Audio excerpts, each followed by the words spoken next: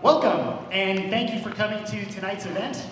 We've titled it God's Not Dead, a debate and dialogue on the existence of God. For those of you who don't know me, I'm Dr. Christopher Garneau. I'm an assistant professor of sociology here at the University of Science and Arts of Oklahoma, and I will be moderating tonight's debate.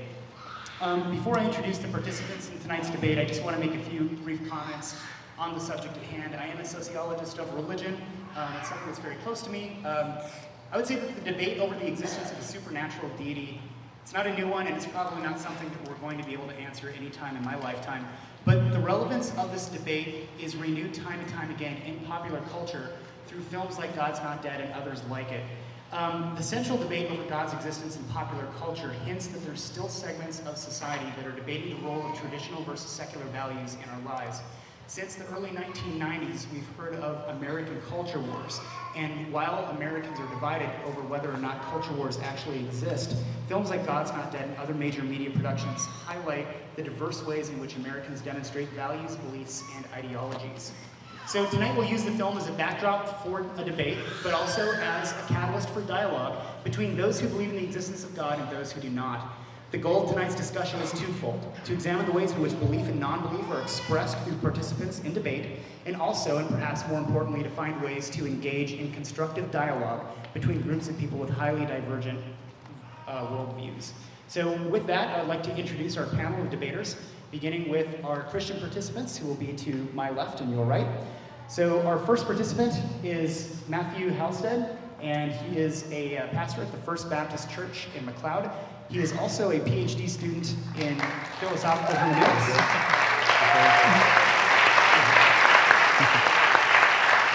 Studying at the London School of Theology. We also have Billy Elkins, and he is the pastor of Trinity Church in Chickasha. Billy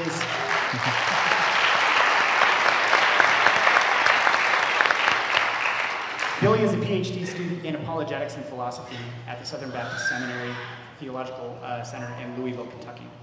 To my right, to your left, we have our atheist debaters. First, we've got Red McCall.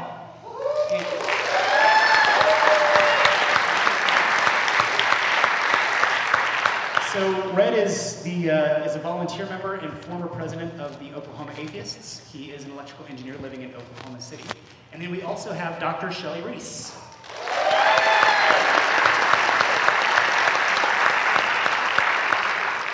Dr. Rees is an associate professor of English here at USAO. She is also the faculty advisor for the USAO SSA and is a member of AOK. She resides in Edmonton. Okay, so the format for tonight's debate is going to be fairly simple. I'm going to be passing between, we've got questions ready to go. I'm going to be passing between our groups.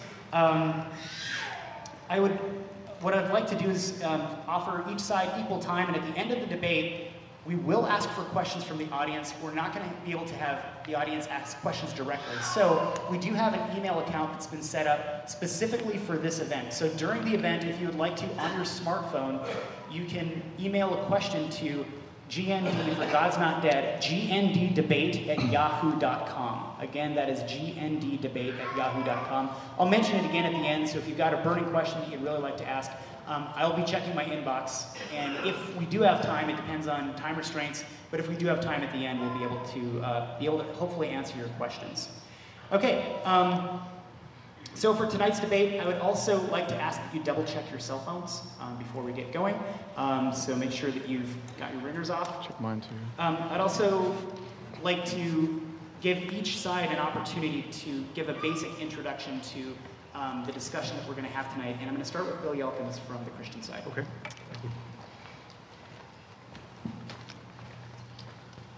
Well, it is a pleasure to be here tonight and to be asked to be among this distinguished group. And I would say that the last time I was up here was about 26 years ago when I was graduating from USAO with a Bachelor of Art degree of Fine Art. And this institution was wonderful to me, and it was a great experience. And I want to say that even though the professors here weren't quite like Professor Radisson, there was some opposition, of course, and you would expect that.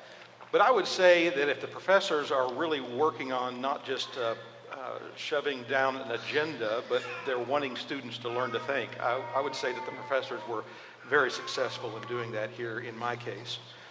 The world thought classes that everybody moans and groans about really changed my entire life. I was introduced to the great intellectual history of the Christian faith. I was certainly challenged there, but there were some things that really set me on a path in my theological and philosophical journey, and I really appreciate the world thought classes and the professors who taught them. I know that we're here to discuss kind of a springboard off the movie. If you're looking to see how the Christians are going to defend completely the movie, you're going to be a little disappointed because we have some criticisms about the movie as well. And it's my understanding, too, that we're here not just to talk about the movie, but also to dialogue about the topics that the movie brings up, and we will certainly do that. So the real question, I guess, tonight is, does God exist? And that's an important question. And I think that every single one of us in this room has asked that question, maybe continues to ask that question. And what I would like to do is just very briefly, I know I have a few minutes, and I'm a Baptist preacher and a philosopher, so it's hard for me to be short and pithy, So let me see if I can get this in a quick time, just to lay out a few important things from our position. The French mathematician, can you still hear me? I think I'm going to give him that mic. Okay. There you go. Hello, testing. We got a ring over there. Maybe I need to back up a little bit. Would backing up help? It's good. It's good. I don't know. Okay. So let me just start, and we'll try to get the ring out of this. The French mathematician, philosopher Blaise Pascal wrote concerning God's existence: willing to appear openly to those who seek him with all their heart, and to be hidden from those who flee from him with all their heart, God so regulates the knowledge of himself that he gives indications of himself which are visible to those who seek him and not to those who do not seek him. There's enough light for those to see who only desire to see, and enough obscurity for those who have a contrary disposition. So God gives enough light to those who want to find him and not enough light for those who don't. I think Pascal is onto something here. And in today's understanding, we would say that one really sees or observes the evidence based upon one's starting presuppositions or worldviews or their basic belief. We all look at the same world, but depending on our starting point or our presuppositions, we interpret that evidence in entirely different ways.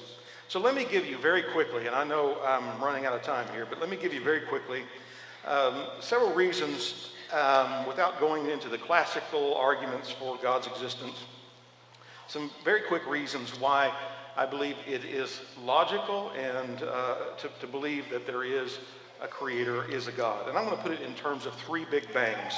First, the big bang of the universe. If the material universe had a beginning, and we discovered since the 60s really that it seems to have had a beginning, the cause cannot be the material universe. In other words, the universe can't cause itself. Something immaterial outside of the universe must be the cause. And so I would quickly jump to and leave for your own study the fine-tuning of the universe. And in this, there are hundreds of variables that have been just right to support life. In fact, there's what's called the anthropic principle that comes from this, that the universe seems to be so designed as to support human life. Now, lest you just immediately dismiss that as a terrible argument, the late Christopher Hitchens admitted that the fine-tuning of the universe was one of the strongest arguments that he encountered. He said, the fine-tuning argument, we all agree, is the most intriguing. It's not trivial. We all say that. Astronomer Fred Hoyle wrote, it is as if super intellect has monkeyed with the physics as well as with chemistry and biology, and there are known blind forces worth speaking about in nature. In fact, the fine-tuning was strong enough to get the atheist Anthony Flew to at least become a deist before he died. If there is a big bang, here's pithy for you. If there is a big bang, there must be a big banger. Something immaterial, powerful, knowledgeable, personally aware, that cares about things like beauty and our ability to perceive it. And we're getting something very close to the classical understanding of God. How much time do I have? About there. Okay, about there. Oh, man. I'll have to cover these later. But the Big Bang of life, one of science's unanswered questions is, how did life come from non-life? After a lot of study over the years, they still have no clue. And then I would add to that the DNA code, the complexity of the DNA code, 3.5 billion letters that now they discovered reads forward, backward, and also in 3D, that has meta-information, that is, information that tells the code what to do. And if you have something like advanced computer programming underlying all life, there must be an intelligent computer programmer. Simply put, if there is a complex code, there must be a code writer. That's reasonable. Finally, the Big Bang of the human brain. Stephen Meithen said in The Prehistory of the Mind suggests that 50,000 years ago, the different cathedrals that developed in the mind of the hominid merged together what he called the Big Bang of the brain. And this Big Bang led to self-awareness and to culture. The human brain is the most complex thing in the universe, like a computer, but a whole lot more complex.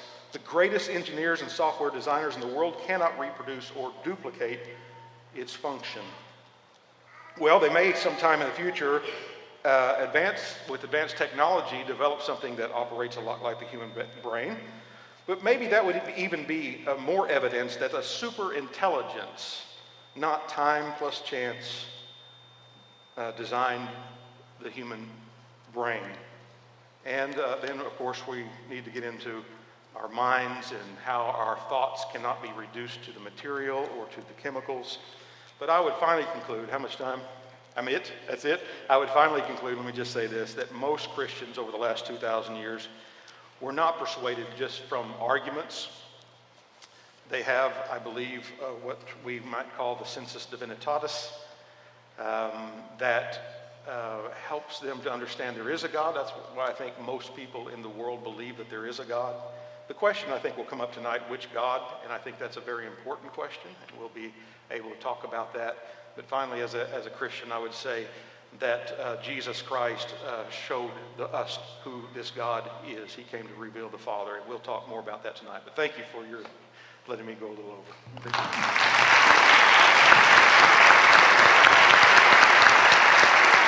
All right, thanks to Pastor Elkins. Now I'm going to ask Red McCall to come give an introduction for the atheist side.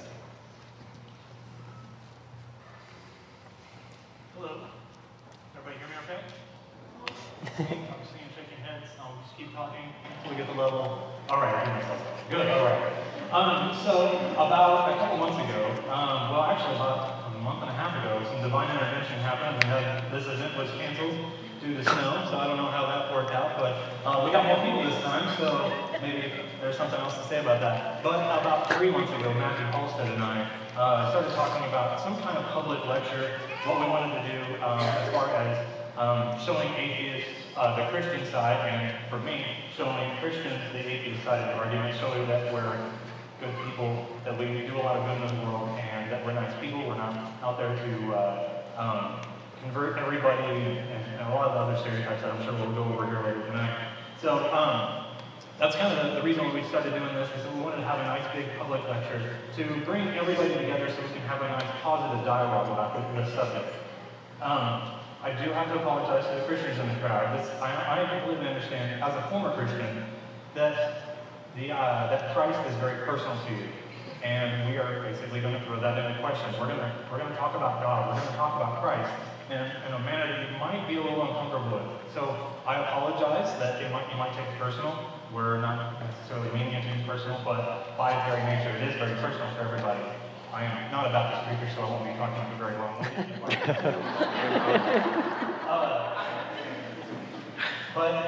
So I've been an atheist for quite a while. I'm 34 now. I've been an atheist since about my mid-20s. I mentioned that I grew up, I was a Christian beforehand. My journey went from being, went to church all the time, I prayed all the time, I believed I was actually having conversations with God. But something kind of started to creep in. My parents always taught me critical thinking. They taught me general skepticism, which ultimately led to where I am today. Just to question everything. When somebody asks you something, or you hear somebody say something, just how do they know that? Where are they getting this information? Did it come from a book? Great. Where did that author get that information for that? You can just keep going back and back. It's a regression. So my position is that I'm an atheist. I don't believe in any gods. Not that I don't believe in God, but that I just don't believe in gods. I am a not a theist. And we'll talk about definitions later. Well, I'll just quickly explain that. A lot of people have no idea what an atheist really is. They assign all of these different ideas behind it, that we have certain agendas, that we have certain theologies that we follow, but we absolutely do not. Being an atheist, it means that I'm not a theist. And if you're a theist, you just believe in gods or gods. That's it. You believe in a personal God or gods that interact in your life. I don't believe in that, so I'm not one. Kind of like you have typical versus atypical. A little A makes a pretty big difference. So I'm not a theist, so atheist. I consider myself a blank slate. I'm always looking for information. I'm always looking for convincing information to be able to change my mind. I realize I'm 34, and a lot of the people that are twice my age will say, oh, well, you'll learn eventually. Something will happen in your life, and it'll make you come around. Well, great. I do consider myself a blank slate. I'm not a very stubborn atheist with regard to that. So all I'm looking for is to be convinced.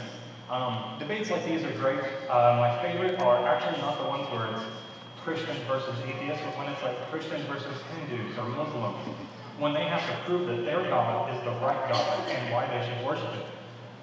Those are much more compelling. Because I have studied a lot of those religions, I can really go on and debate from a lot of those different standpoints and say, when somebody says, well, I know God's real because I have a personal connection or something happened to me, I can say, well, great, somebody on the other side of the world who believes in a completely different God had the exact same experience. How is yours any different? Hopefully we'll kind of go through that a little bit tonight. So I'm just basically looking to be convinced. I've always been looking to be convinced. I'm just as concerned with where I go after I die as any of you are. Something I want you guys to be mindful of tonight is a thing called God of the gaps. Something we hear a lot, especially in the atheist and skeptic community, is when somebody doesn't have an answer for something, they often will attribute it to God. Think about what people might have thought about 10,000 years ago, 50,000 years ago, when we had lightning, or tidal waves, or earthquakes, or volcanoes. All of these things that now we have natural explanations for. We completely understand a lot of aspects of biology, where back then it was really easy for them to go, well, it's great for you to pray for rain, and the rain comes, and it's happened every time. Or, there's this tidal wave, well, that's God cleansing the earth. Those are called God of the gaps. People looking for an answer that they don't have a reasonable explanation for. Now, people have reasonable explanations for those types of events. And so there's big questions which have already been covered, which the argument of God of the gaps has already been used. Where do we come from? How did life start? How did the universe start? And it's really easy because science doesn't have an absolute answer to just say that it's a natural explanation. The other side is going to inevitably say, well, that's God doing that. So just be mindful of those types of arguments that you're going to hear tonight. The God of the gaps argument, just look for your skepticism to kind of play into this. Ask them, how do they know this? How can they prove that their God is the right God? How can they prove that Jesus is the right prophet to follow? So I just want everybody to kind of keep an open mind with tonight, and thank you to everybody for coming. I really appreciate it.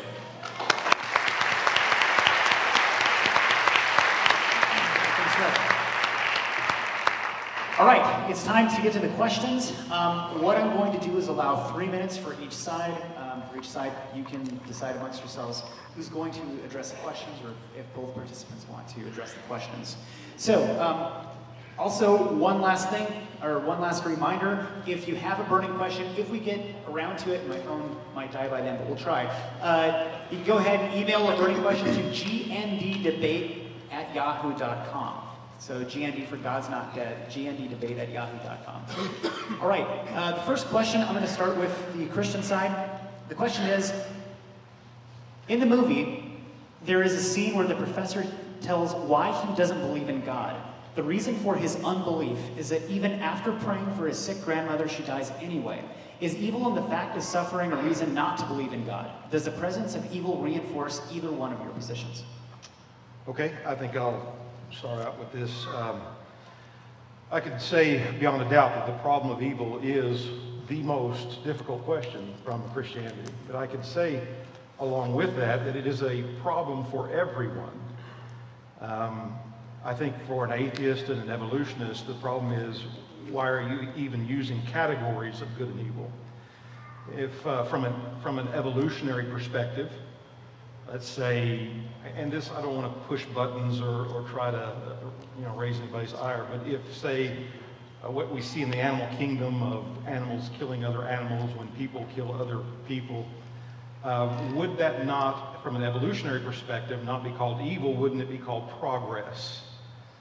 Because of the survival of the fittest, the more fit survive. And so, and then we have a difficult time dealing with these. Is evil objective, or does it come from culture? But let me just quickly say a couple things about the problem of evil, that the way Christians have dealt with this. Of course, there's always been the free will defense, which means this is the kind of world we get when people freely choose to turn against God. Or the soul-making defense, overcoming evil with good, and that God uses bad things that happen in our life to develop our character, to teach us to love good and hate evil. Or the eschatological approach, which is that God eventually will overcome good in the future, and that the cross of Christ really is God receiving evil upon himself and overcoming it. And we could talk about more of that later. But it used to be put by philosophers in a deductive way. And oftentimes, you'll still hear this in philosophy class. Zach, I don't know if you're here or not, but I don't know, you'll see the deductive, and this is put in a syllogism, and the deductive is a very important kind of way of arguing, because if the premises are true, then the conclusion is absolutely true. And oftentimes you've heard in terms of God is omnipotent, omniscient, and omnibenevolent. Evil exists, therefore God doesn't exist. And that's been used so long ago and continues to be used. But years ago, a philosopher by the name of Alvin Plantinga said, I think that there may be a missing premise here that would be a defeater of this argument. And Plantinga said, why don't we just throw in a premise here that God has a perfectly good reason for allowing it? Now, what is that reason? Well, we're not God, we don't know, but it sure would be a defeater for that syllogism. And so a lot of philosophers, a good majority of philosophers, even atheist philosophers, have moved away from that syllogism, and they have moved more into the inductive version.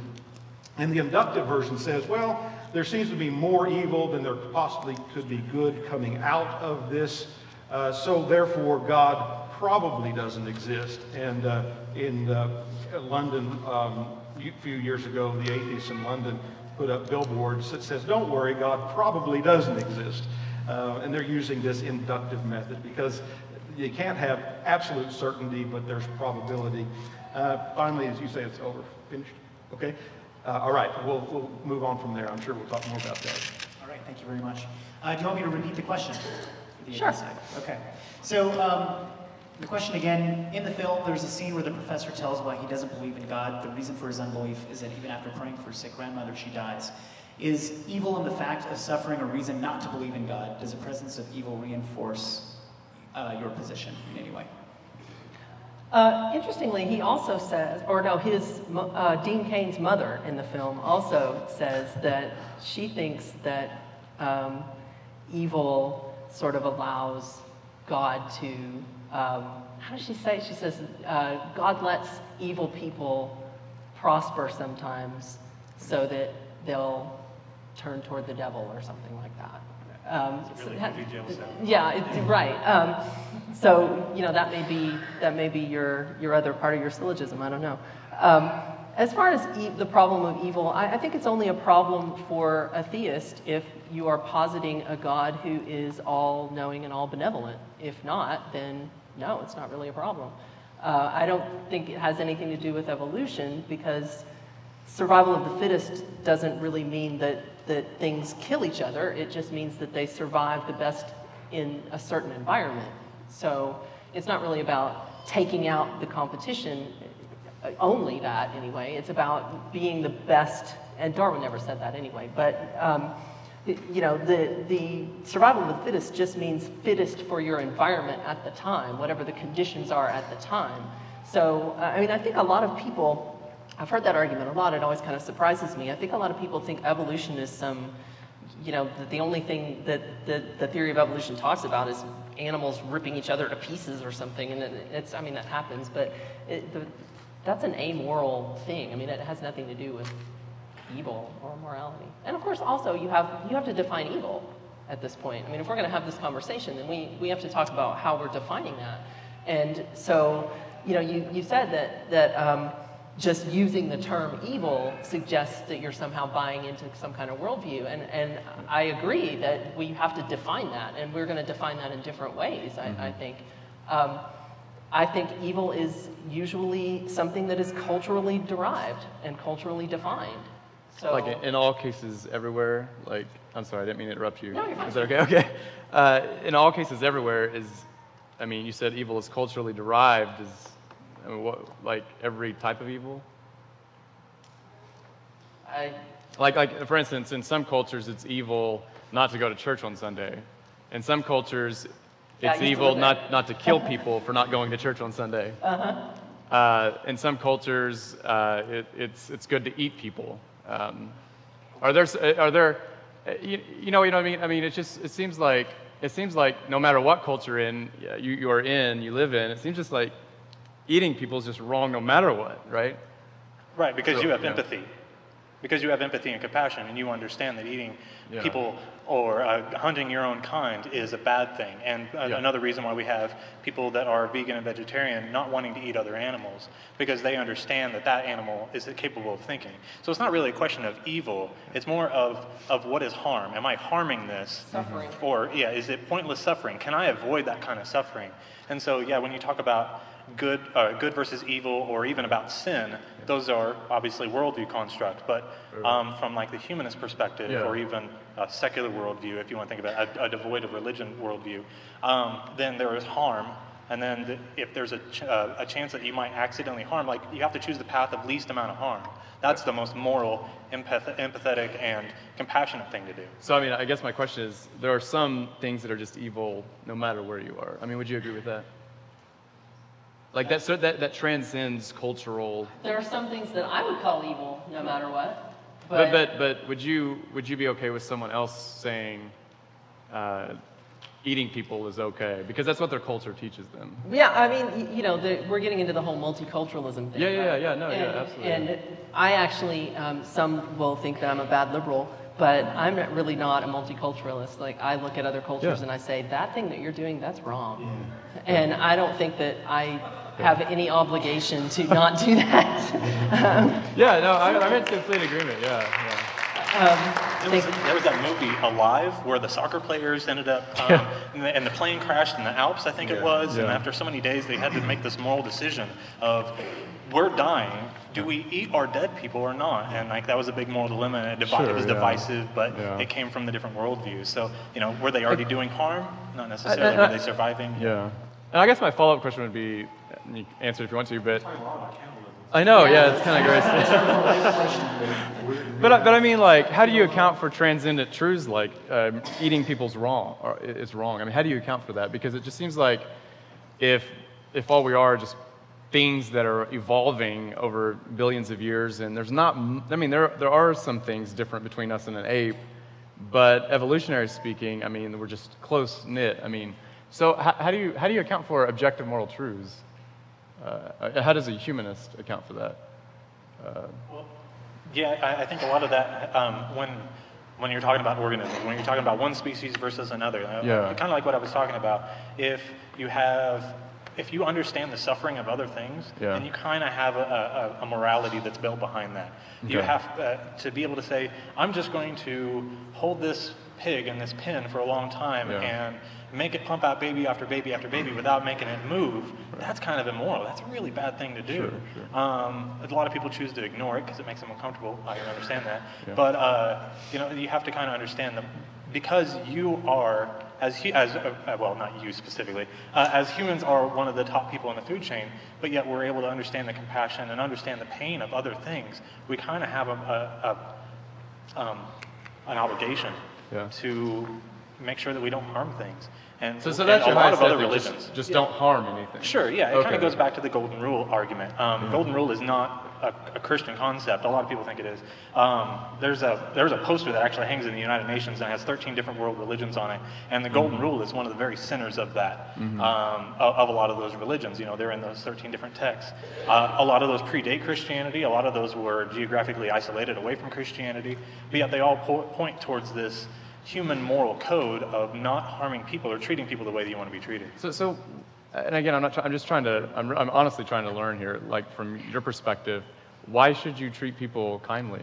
Like in your perspective, like why, what grounds that? I mean, because you said you don't want to harm someone. Well, I mean, like I was talking to someone and they brought up a good point. A peeping Tom doesn't actually harm anybody, but it just seems wrong to do that. That's the invasion of privacy thing. If you're using that specific argument, that's an invasion of privacy. Would you want somebody peeping in on your wife, your daughter, or anybody like that? And that's the compassion argument. If people lack compassion, then that's an issue. And typically, we as humans, we put those people away and we separate them away from the main society. I understand. Yeah. In the interest of time, we'll go 3 minutes here, 3 minutes here, and then I'll allow 2 minutes total for maybe some dialogue back and forth. That's good. So I do appreciate the dialogue. Lesson learned. All right, okay, here we go. We're gonna get out on question number 2. All right. So the second question, this is gonna go to the atheist side first. What is the point of the extended scientist quote-off between Josh and the atheist professor? Is it true that atheists and theists are burdened with the question of how do things start? Are you going first? I need a drink. Okay. Are we burdened? No, absolutely not. I mentioned that I'm kind of a blank slate, that I'm just the one that needs to be convinced. The burden of truth really lies on the people making the claim. The best scenario that I can think of, let's say you never heard of religion before, never followed it, never really thought about any part of it at all, and you move to this new neighborhood, and 2 different missionaries come to your door. One is talking about, let's say, like Hinduism, and another one is preaching God in some form, whether that's Jehovah's Witnesses or Mormons or Baptist Catholics. Both of them have to make their strong case to be able to convince the person that's a blank slate. Never heard any reason to believe in the supernatural, where do we go after we die, none of those arguments. So it's not my burden to convince either one of those 2 people that come to my door that my position is the right one. I'm the blank slate. I don't have anything to prove. They do. They have the position. They're the people that are coming to me and making this claim. And all I'm asking is for people to back up that claim, whether that's with some kind of evidence. Now, I'm sure we'll probably get into the evidence argument later. But so I don't feel a burden on it at all. It's the people making the claim that really need to have a convincing argument. Would you agree? I do, and I think the quote off is the most ridiculous. If you can pick a most ridiculous part of that movie, I think that's it. Them just swapping. Oh yeah, this other scientist says this other thing. Oh yeah. Kind of an appeal. Happening right now. There's scientists all over the world that believe in all sorts of different religions. Right. So quoting scientists, that's called quote mining. Yeah. You can go round and round with that. There's never going to be a good argument. No one's going to be won by that kind of stuff. Sorry. Okay, to the other side, just to remind you real quick, are theists burdened with the question of how do things start? Atheists and theists, sorry. Yeah, go ahead. I would think yes. I mean, atheism is not, to me, is not just saying I don't believe. It seems like along with that comes with some kind of worldview or metaphysic of the way that things actually are. So I would be curious to say, well, if you're an atheist, then don't you have some kind of explanation for how things got started, what's wrong with the world, how is it solved, where are we going? It seems to me like atheists can't but help ask those questions. And so just because you put an A in front of theism, I think still means that you have some burden to show what evidence there is for why you think that some kind of deity does not exist. In essence, I don't want to sit up here and have to do all your heavy lifting. I think that you need to be able to do some as well, and make some claims and defend your position as well. I mean, I think the theist believes that the existence of the universe and its complexity, its vastness, all of this is best explained by the existence of God. I think the atheist would then believe that the universe is best explained without God. So I think that there comes an explanation underneath that, which I would assume you could articulate. And so it seems to me there's a little bit of a burden there. So how all this started is, I think, a very important metaphysical and worldview question. So I would think that both sides need to give an account for the evidence that we deal with. And furthermore, I would say that we do. Each side does give an account in some way. I mean, you have an explanation that you would appeal to. We have an explanation that we would appeal to. So it's not, I don't know, I guess I don't like the blank slate ideas because I don't think anybody's a blank slate. I mean, you came up on the stage with presuppositions. We came up on the stage with presuppositions. I mean, I don't know, we don't assume that you're that you're an atheistic fideist, just throwing it out there. I think that that's a good point. There should be evidence, the reasons why you've come to that conclusion. Sure, and like I was talking about earlier, absolutely I have, but not necessarily presuppositions. I used to have those presuppositions. You're presupposing an idea. When my parents told me that God was real, and Santa was real, and all those things that they could not prove, it drives a certain amount of curiosity. But more importantly, it establishes a worldview. Why did I get sick? Why did this happen to me? Why did this person die in this car wreck, but I survived the same car wreck? Those are things that people find comfort in by just saying, well, God did it. I mentioned the God of the gaps argument. But that's where I'm going back to the blank slate argument that I personally use. I don't know if anybody else uses it as far as in the atheist community. I'm saying that they have to prove theirs. Otherwise, the only one that makes sense to me is a natural explanation. I survived the car wreck because I happen to have an airbag, or I had my seatbelt on, or we just happened to hit the pole wrong. It's not an accident. I'm using that as an example. But yeah, in this part of the country, absolutely. The first thing people get asked when they move here, what church do you go to? And so when people live in Oklahoma, you're never going to have my scenario where you came from another place and that place exists, that you don't have any kind of religion, nobody ever thinks about it. There are definitely parts of the country that people don't really talk about religion much at all, secular areas. But yeah, you're living in Oklahoma, you kind of have to make a stance. Do I want to follow a naturalistic worldview with scientific explanations, or no explanation at all? Or do I want to accept the God argument and say, well, God is responsible for everything, even though I might not understand why he's responsible for everything? That is a presupposition. You're presupposing that God did everything. I'm not. I'm saying either scientists don't know yet, or scientists do know, and that's kind of the blank argument. It's either we don't know. I'm okay with saying I don't know something, where the Christian argument a lot of times will say we don't know, but we're not meant to know. That's for God to let us find out. That doesn't make sense to me. Well, it's got no explanatory power. It really does. It's a completely unsatisfying answer. I mean, I'm an English teacher, not a physicist. Okay, so I don't know. Yeah. But I'm ready to say I don't know. She's the atheist professor that was in the movie.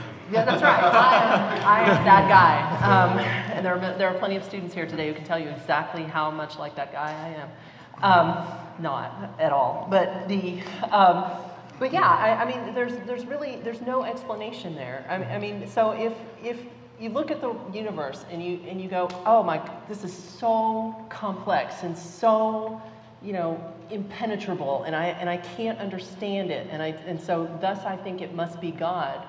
God is more impenetrable and harder to understand. I mean, the idea that there is a being who could create all of that impenetrable vastness with his thoughts is much harder to explain than black holes existing in the first place. I mean, it's just a completely unsatisfying answer. It gives you nothing. We will have to move on from this question. I did give some of the time over to the atheist side when they were responding, so I will allow you some time to respond as well. I just want to address the God of the gaps. I know that, Red, you've mentioned that a couple of times. There's, good stories that are told, oh, we didn't know what thunder was, and so we supplied God. And, that's, I just want to address that to say that it's not the God of the gaps from our position, because we don't supply God with things that we don't know, but we're looking at the complexity of the human brain or DNA. We believe that God is a better answer to what we do know. So it's not a God of the gaps. It's understanding that complexity cannot happen if you just sprinkle a little time and chance on it, that you can get these kinds of complexities that we find in the human body and around the world. And I would turn that around and say that, if you ask a scientist, how did life come from non-life? If they're really honest, I mean, there's a lot of stories out there, but there's no consensus. They would say, well, we really don't know, and they may give you some, but they would say, yet, that's right, they would say, we don't know yet, but one day science will tell us. To me, that's science of the gaps. Science. It's the same argument just turned around. But that's what science is for.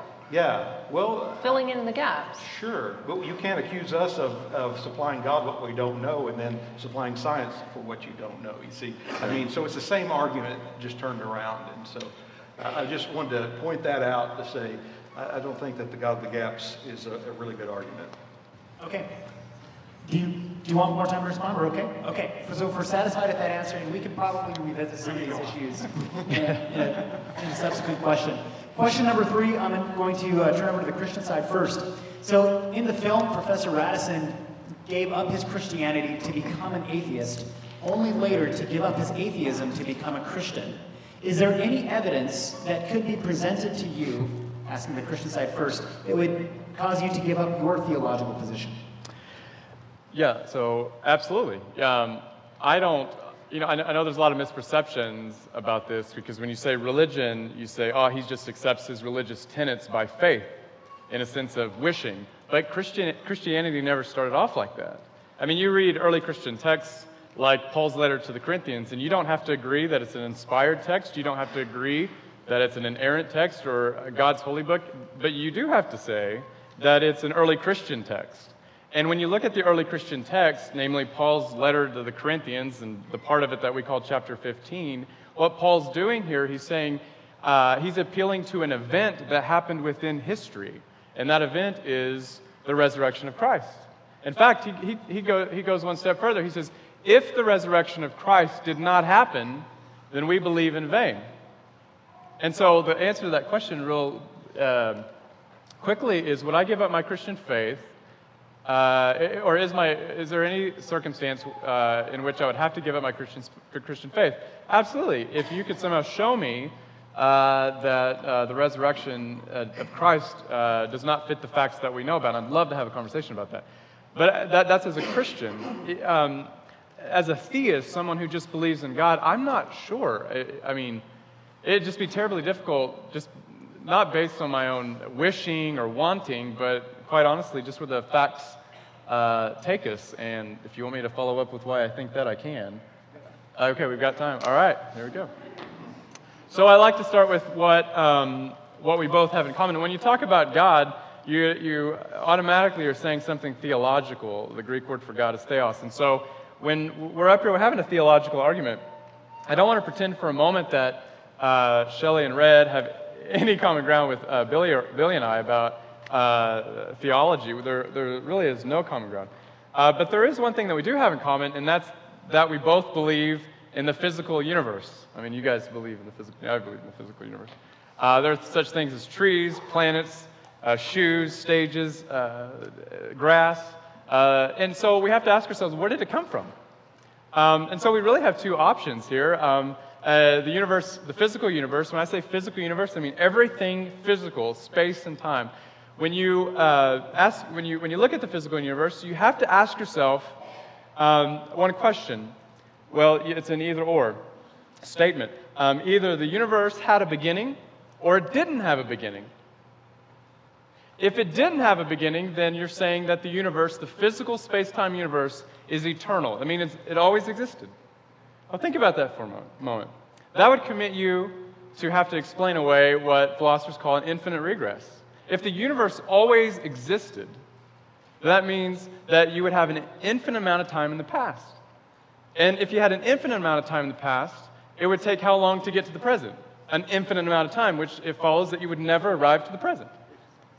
50 seconds? 15. No, you would never get to the, it would never get you, oh, okay.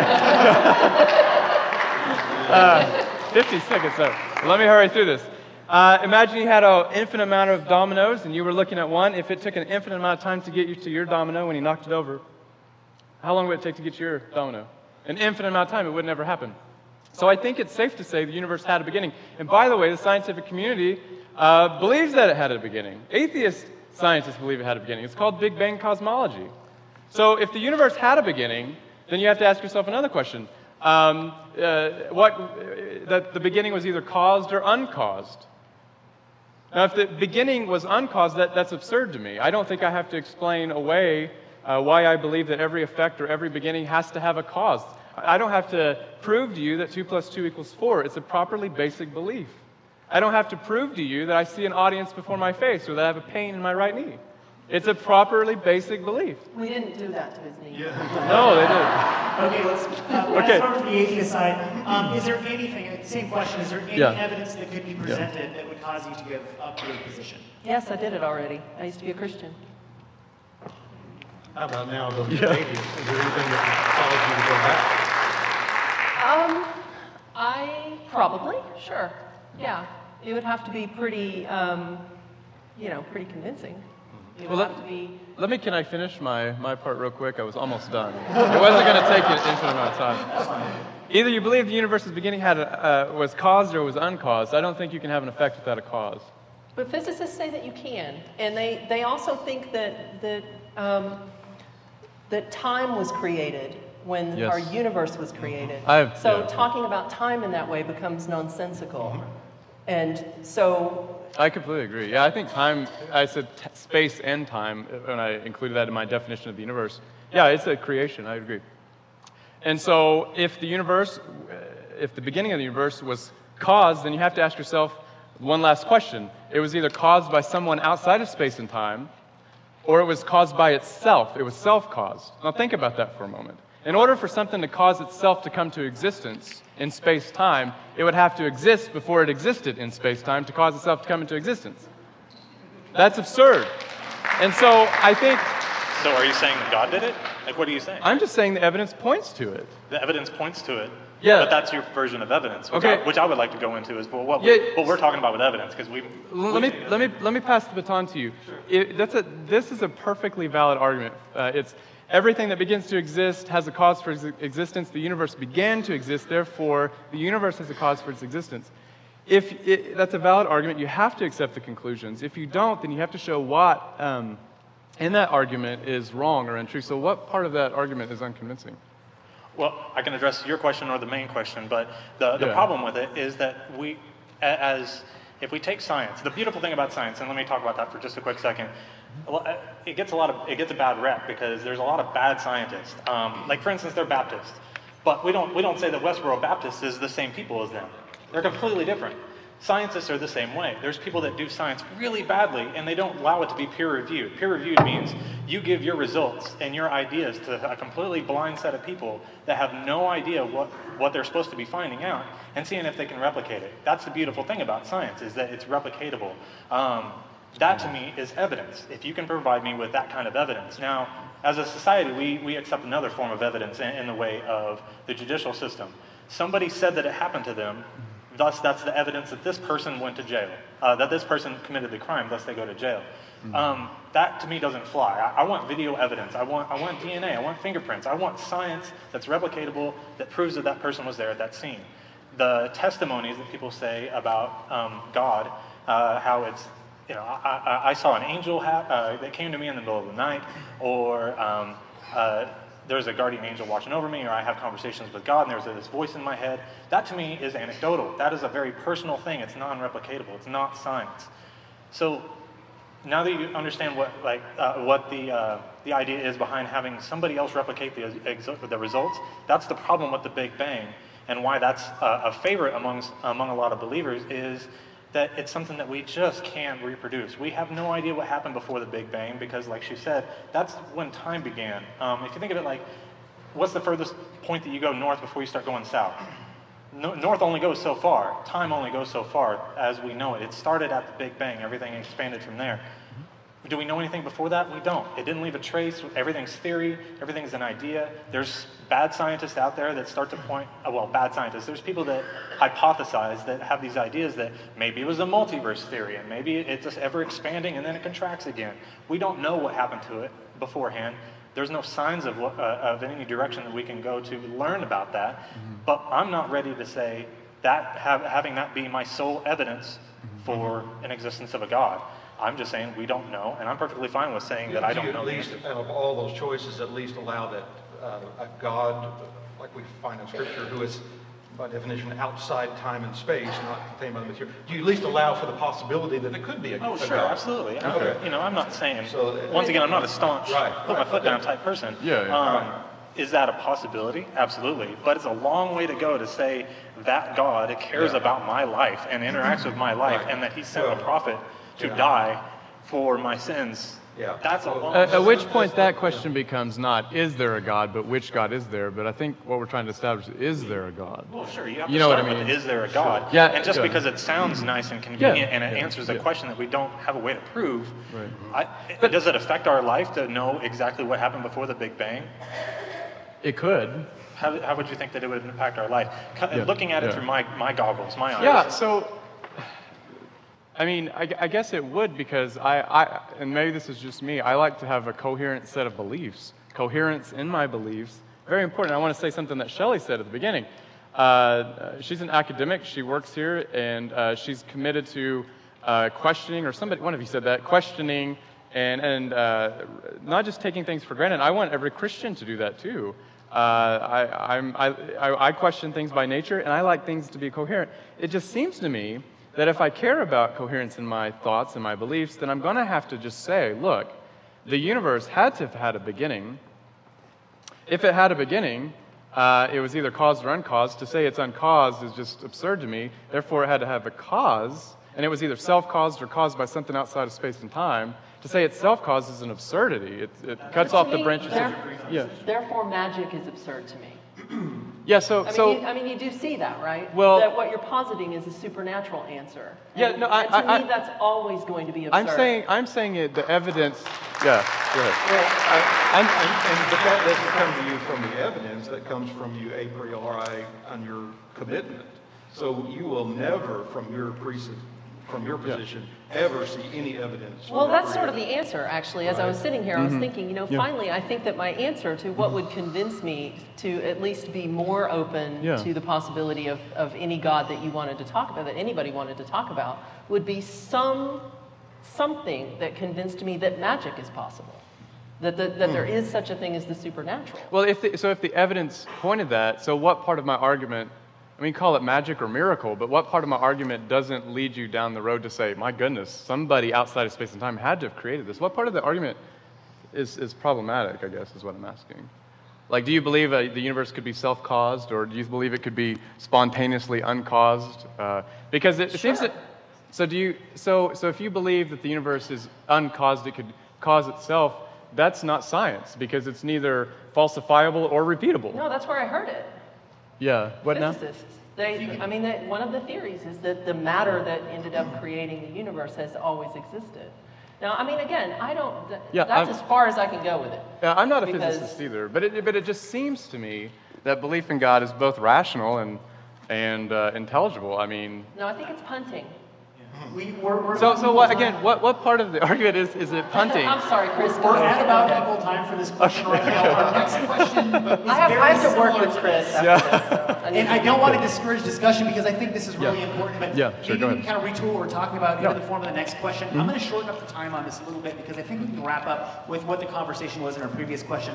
I'm going to give a few minutes each, starting with the atheist side.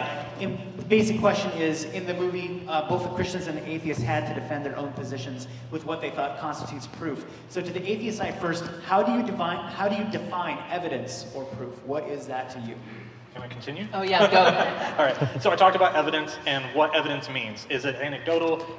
Just to recap, can someone come to me and say, God came to me in my dreams and he told me that you need to take this serum, blah, blah, blah, and that this will help you? That's not evidence to me. That's not science to me. So science, that's not evidence to me. Proof would be, like what I was talking about, prove that somebody committed a crime. That is videotape evidence. That could end up being in the form of fingerprints, even though that can be a little shady and be planted.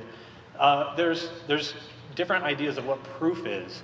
And proof, to a lot of people, can be the stories that they tell. If you have 30 people sitting around in a room, all convincing each other that, yes, that this certain event happened, or this UFO came in the middle of the night, or that Moroni of Mormonism came to them and gave them the gold plates, like, is that really proof? Is that really evidence? Or is that a lot of people talking, giving themselves a lot of stories?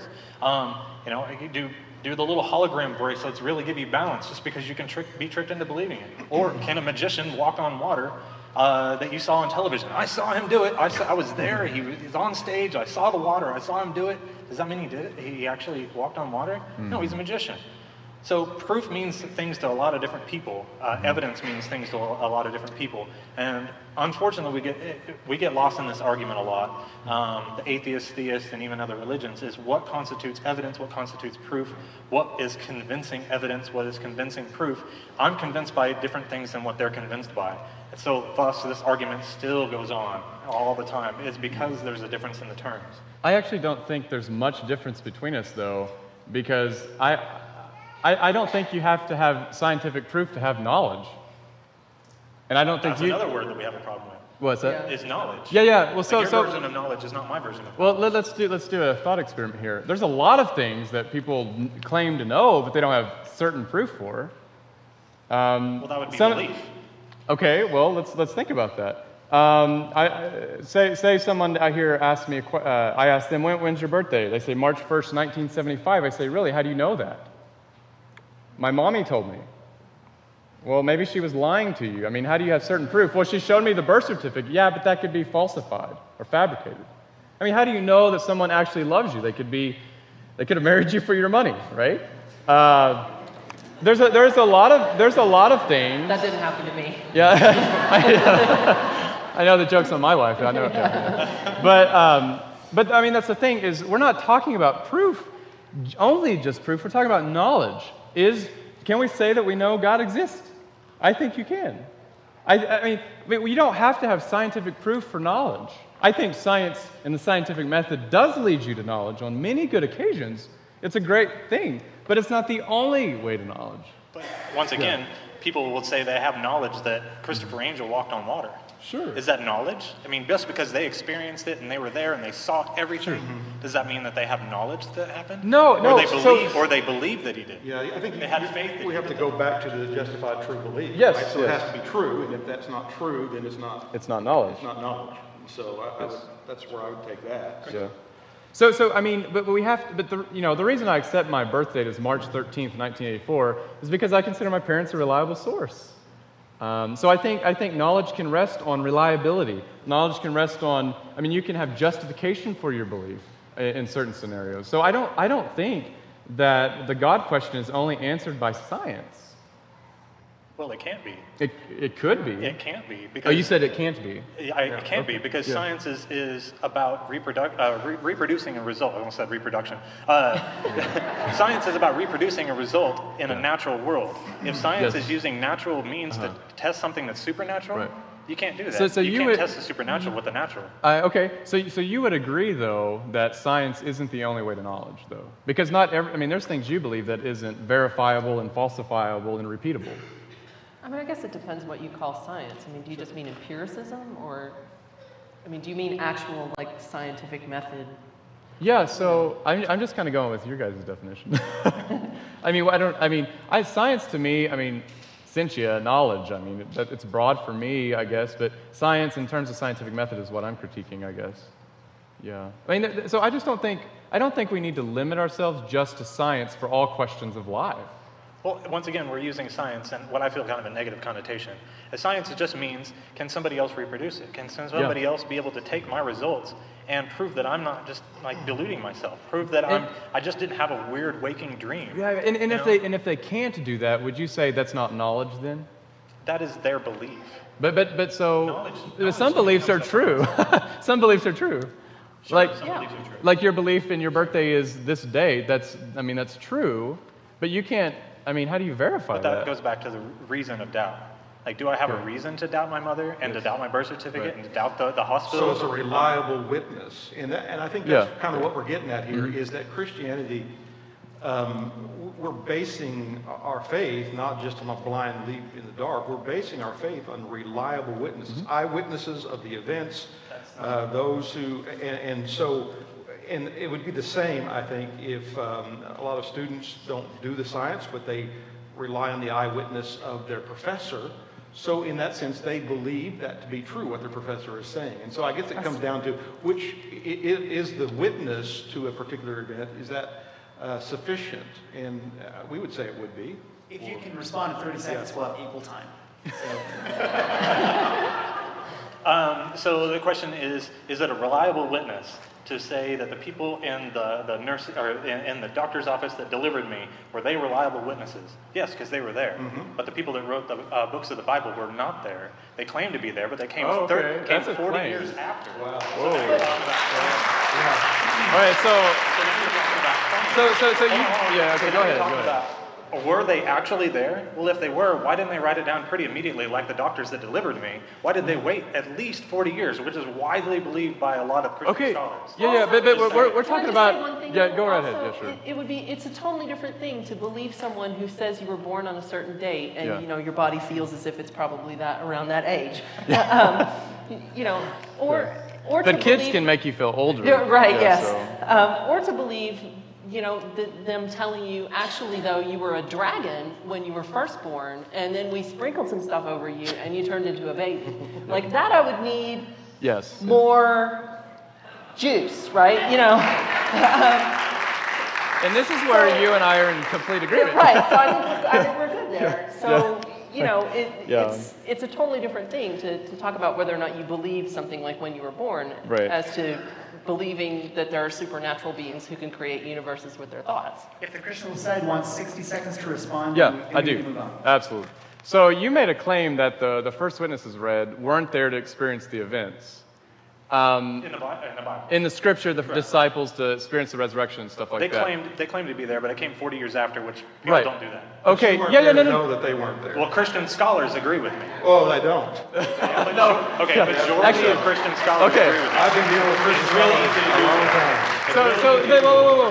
time. Let me point out the problem here. Is you said they should have written it down because they were there, because people don't normally experience something like that and don't write it down immediately.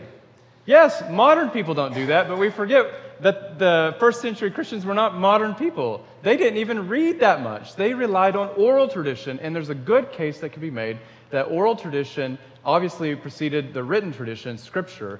And even if that is the case, you're going to have to reject a whole lot of ancient literature if you go that route. Think of...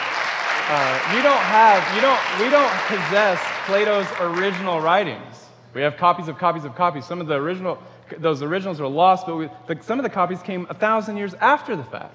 And the Bible's supposed to be timeless, yeah. Okay, we need to move on. No, I don't.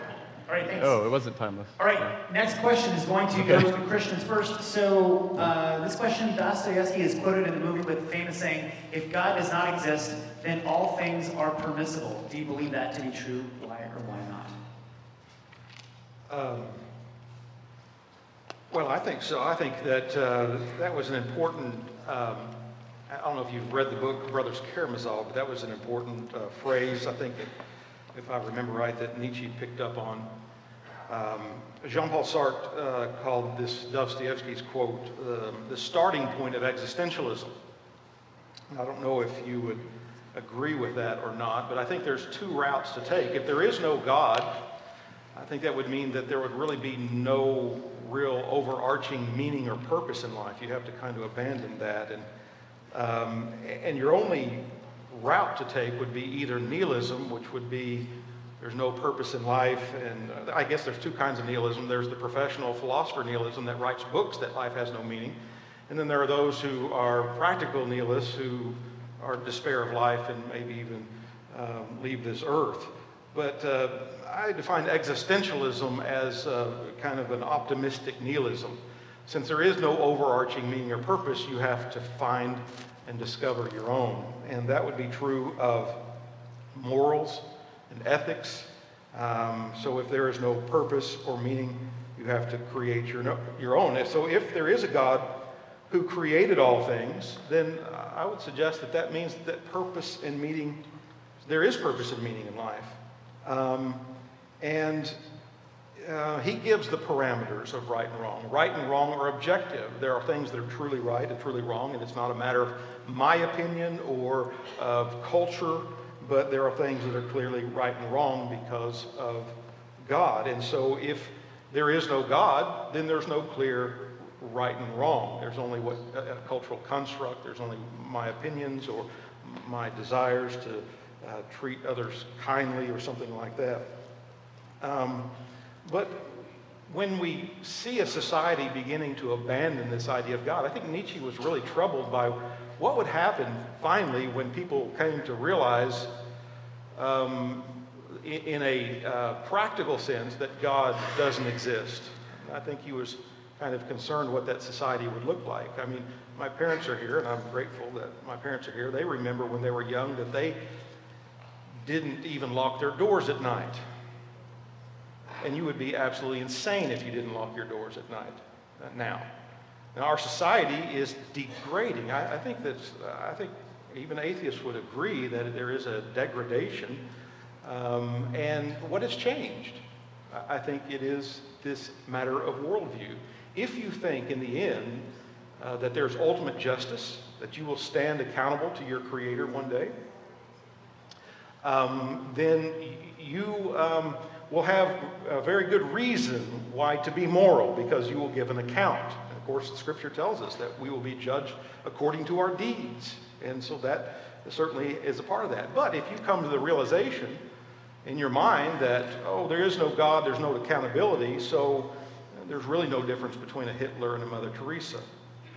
You know, it's just what is. And that's not to say that atheists can't be moral. I just think that morality is grounded in the Imago Dei, that we're created in the image of God. And that's something that they cannot not know, is that there is true right and wrong. There's really good and evil. Okay, thank you.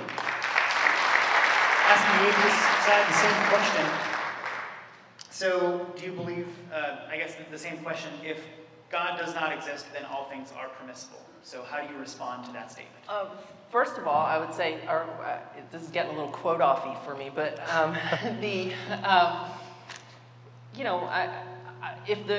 this world in which something wasn't permissible, I don't know what that looks like, because the world that we're in seems to give permission for a whole lot of really horrible things as it is.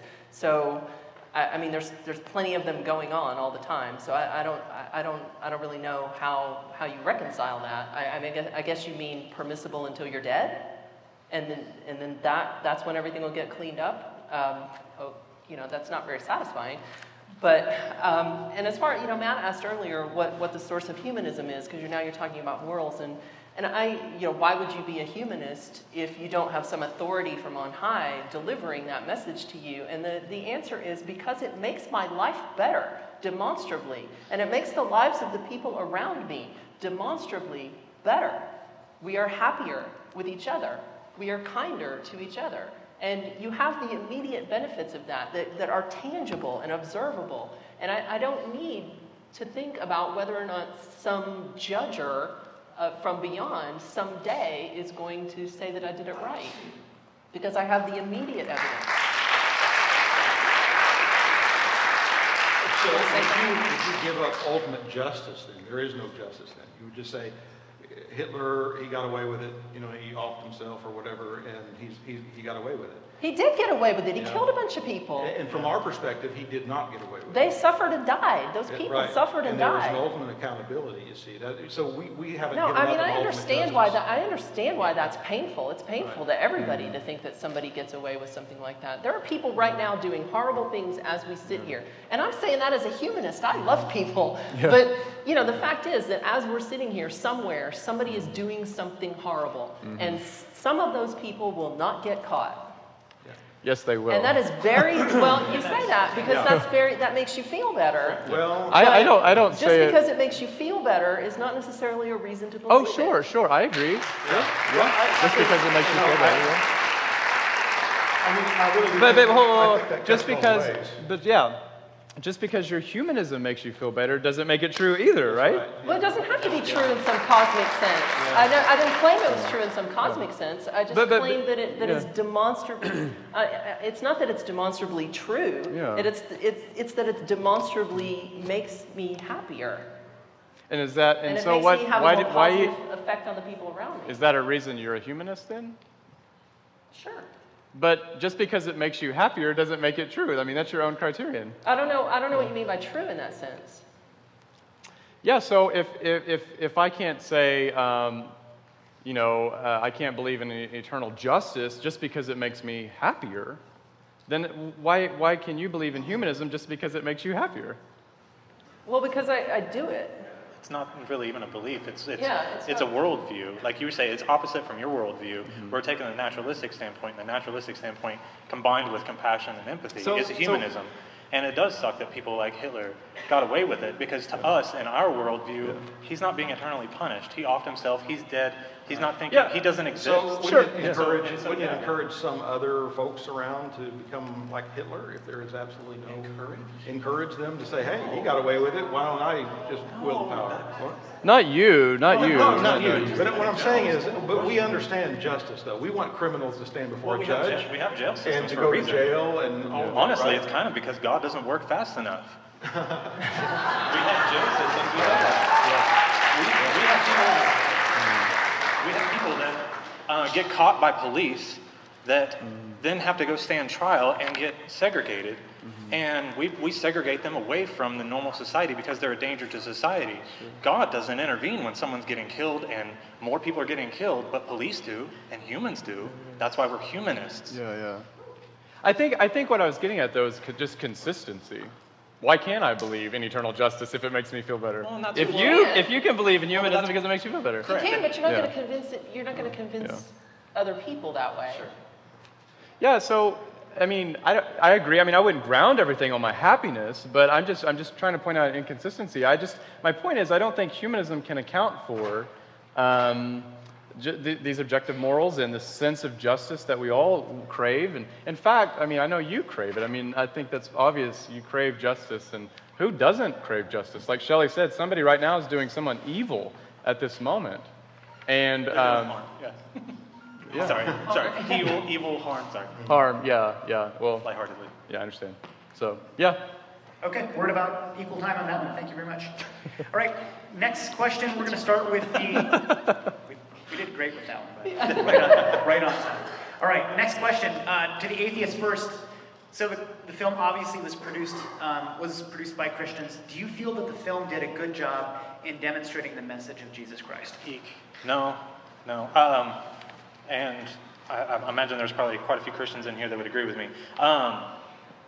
When I was a Christian, I just couldn't imagine even someone dying in front of me and accepting Jesus. I would be dialing 911. I would be trying to save their life, not praying over them. That was really gross to me. That was probably the worst part of the film. Well, it seemed really predatory. It seemed predatory. It seemed like we got one right before the end, instead of ensuring that maybe he could survive this, instead of him just dying in the streets like that. Oh, God, that was... So, did it convey a good message of Christ? Only in the ad hominem attack against atheists.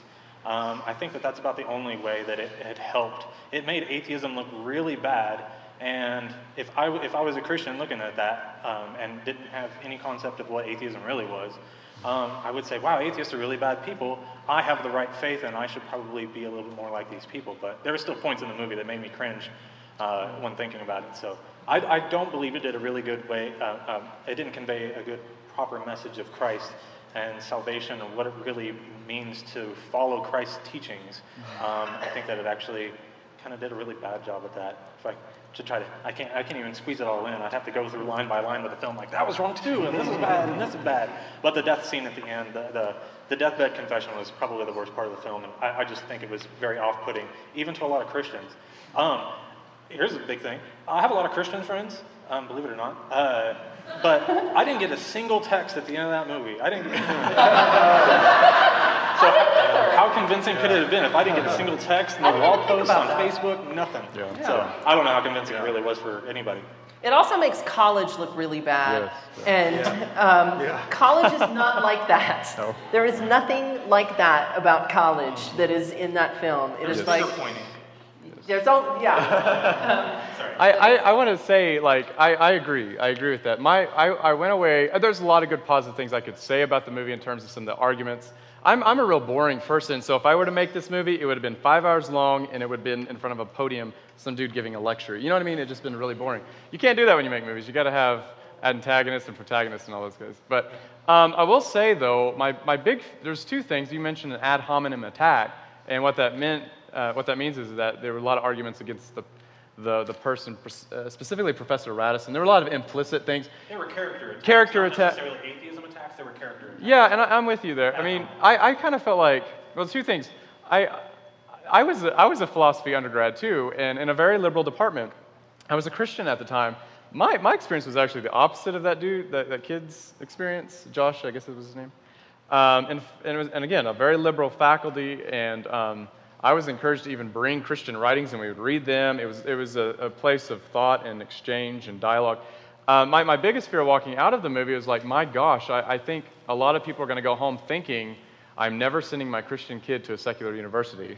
Mm-hmm. And I'm a Christian. Like I'm telling people all the time, no, you need to engage in dialogue with people who don't agree with you. You could learn from them too, and but so yeah, I'm all for that. I don't want to. I kind of felt bad about that whole exchange. Did it convey the message of Christ? You know, we have to understand, though. I think, especially that death scene that you mentioned, the assumption was the guy. They knew that somehow. I don't know how. Somehow they knew the guy wasn't going to make it. Maybe that's why they didn't dial 911. And so as Christians, the most important thing we want to do is, do you know Christ? And I mean, I think even if you believed in hell or some sort of eternal punishment, you would do everything you could too. You know what I mean? And I'm not saying you do believe that, obviously, but if you did believe that, then presumably you would live out and carry out that belief. I think what they were doing there was in their own way trying to show that we love you and so yeah. I mean, I think there were definitely good parts where the film showed the love of Christ. Did it do a perfect job? Not by my standards, because of what I just mentioned. Would you have a showing in front of your church with it? Sure. Why not? I haven't. I wasn't too keen on the death scene as well. That's kind of formulaic, and of course, there was a lot of moving pieces in the movie. It's kind of a little bit confusing to me. It was a weird climax of the film. But I think I remember. You can go back and look at it. I think I remember him calling somebody to dial 911. So I think he was taking care of that part, and then go from there. So, to me, I think that part of this was just. I think Christians. I'm grateful we live in a country that allows for religion. I mean, I will die for your right to not believe in God, and you should die for my right to believe in God. We have freedom, and we should encourage that kind of freedom. We don't want to, in Christianity, it's impossible to force somebody to become a Christian from our theological perspective. Sure, you can't force anybody. No, absolutely not. Yeah, sure. But I would say, I think that part of that Christians kind of feel a little ganged up on, the secularists from the late 1800s kind of took hold of our institutions in a sense, even though Christians began like Yale and Harvard and Dartmouth. Those were Christian institutions, and they kind of were taken over, and we kind of abandoned the university a little bit, and that was a bad move on the Christians' Well, you mentioned part. religious freedom. That's why that's Right, happening. sure. Is because you're saying that Right. we all should have But I religious think freedom, it's a and that's what Christian- that's about. Sure, and I think it's the Christians' fault for disengaging. They kind of said, yeah, I'll take that, and we'll just huddle up in our churches. But what we didn't do was a very good job of teaching the biblical worldview and the reasons for why they believe. I was disappointed in the pastor in the movie. Yeah. Because he became the comic relief, and to me, I'm thinking, if I was that pastor, Yeah. man, I would go to my bookshelf and I would load that kid down with some books and help him to work through the issues. But that pastor did. I thought that's where it was going. I think that they were really So, trying to do the doubting Thomas thing. yeah. So I just want to say, and then we're out of time, right? So I would just want to say is, if nothing else, if nothing else, if the general public just learned who John Lennox is, Oxford mathematician, and Alvin Plantinga is, that's satisfying me enough, because those are great thinkers, and I encourage you to look those guys up on YouTube and listen to their debates with Dawkins and all these others. They're excellent. I was going to offer the atheist side if you want another 90 seconds at this point. Get us to equal time. I forgot what we're talking about. Well, I guess it's time to move on to the next question. For this question, we're going to start with the Christian side first. So, atheism is a claim to know that God does not exist, and theism is a claim to know that God does exist. How do you feel each side goes about proving their claim? Yeah. Is it go to us first? No, I didn't know if he was going to us first Yes, or not. your so- side first. Okay, Good. well, I mean, I think we kind of beat this horse somewhat. I would think that logic, things like law of non-contradiction, the law of excluded middle, the law of identity is one way to go about that. If you have a worldview that has major contradictions in them, that may be an indicator that it's time to kind of rethink. And so I think that's part of what we need to do in worldview analysis. If it's not livable, I think that if you can't live it out, I mean, when I look at the world, I see humanity as glorious, wonderful creatures that are so creative, so brilliant, and it's awesome to see, but at the same time, so wicked and evil. And oftentimes, I have a conscience, you have a conscience. Oftentimes, we don't have to look further than our own hearts to know that we go against our conscience. We do what we know is wrong at times. And to me, the biblical explanation that we were made in the image of God, rational beings, moral beings, relational beings, gloriously creative because we're made in the image of our Creator. And yet, Scripture tells us that we are morally fallen. And when I look at the world, that's exactly what I see. Gloriously wonderful, wicked. And I think that connects. The worldview that's a good explanation of that. So logic and I think empirical, just observations, I think that's a way. Eyewitness testimonies, we talk about that. I just want to put in real quick, how much time do I have? A minute and a half. Okay, I just want to put in real quick that oftentimes we overlook, we talked about the sensus divinitatis, and it's a very interesting idea. Alvin Plantinga has brought that out and uses the AC model, the Aquinas-Calvin model, and suggests that we are born with the sense of the divine. That's why most people believe it's working properly. We believe in God. If it's kind of if not functioning properly, we may not. And that's all well and good, but I ran across an interesting article in some of my studies. C.S. Peirce, he's an American philosopher, was called the father of modern of American pragmatism, influenced John Dewey and William James, and he wrote an article called A Neglected Argument for the Reality of God. Now, if you know anything about Peirce, he was a very troubled man, and so he was not known as this great evangelical or this Christian. But what was interesting in this article is that he said, if you put aside, all the things that you've crammed your head with, like science and worldview and all the things you've convinced yourself of, And he said, if you just go out and take a walk, something that we moderns don't do much anymore because we're always in the air conditioner and never look at nature. He said, if you just take a walk and just kind of empty your mind of all your preconceived notions and just walk through nature and look around at the birds and the trees and look at the beauty of nature. And if you just observe, and he said it may take you 30 minutes, 50 minutes, or an hour.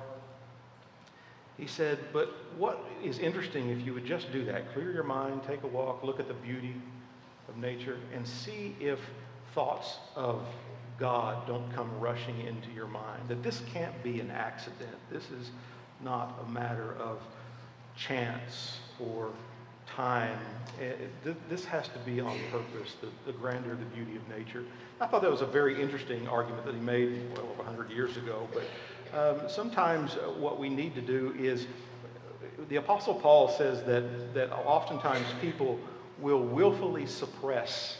They know that there is a God because Romans 1 said because of the things that were made.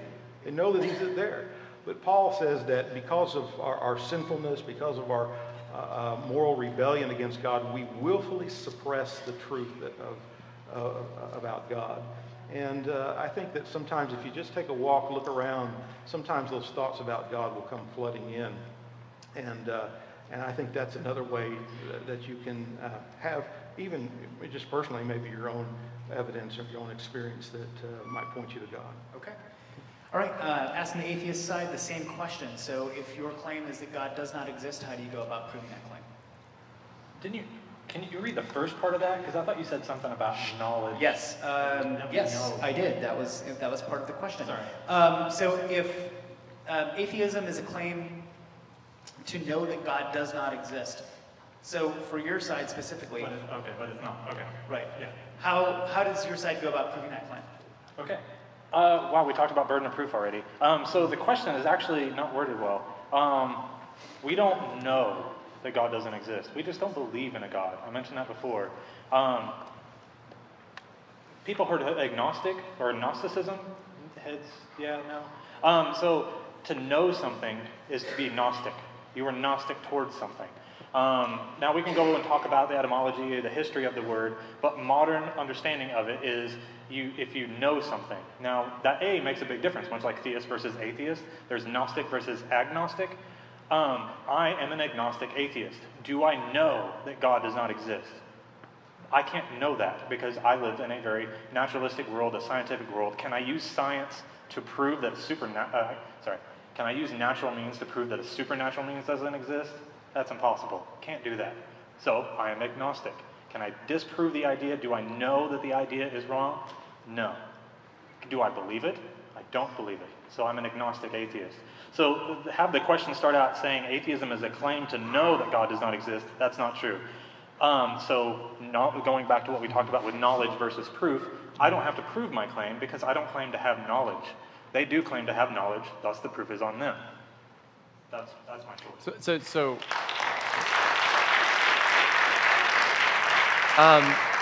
let me just ask a good question. What would I have to prove in order to convince you? See, that's the problem. Yeah.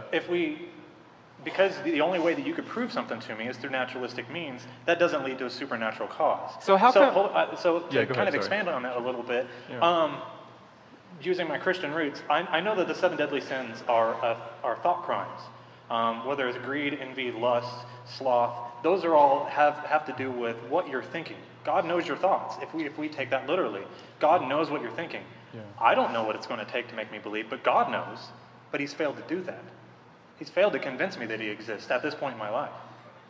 So to me, that's just kind of, I mean, I don't mean to disrespect, but it just kind of doesn't it's nonsensical to say that God has failed to convince me. At this point in my life. But even though He doesn't even exist to convince I don't believe that He exists, but Yeah. it's up to Him to convince me.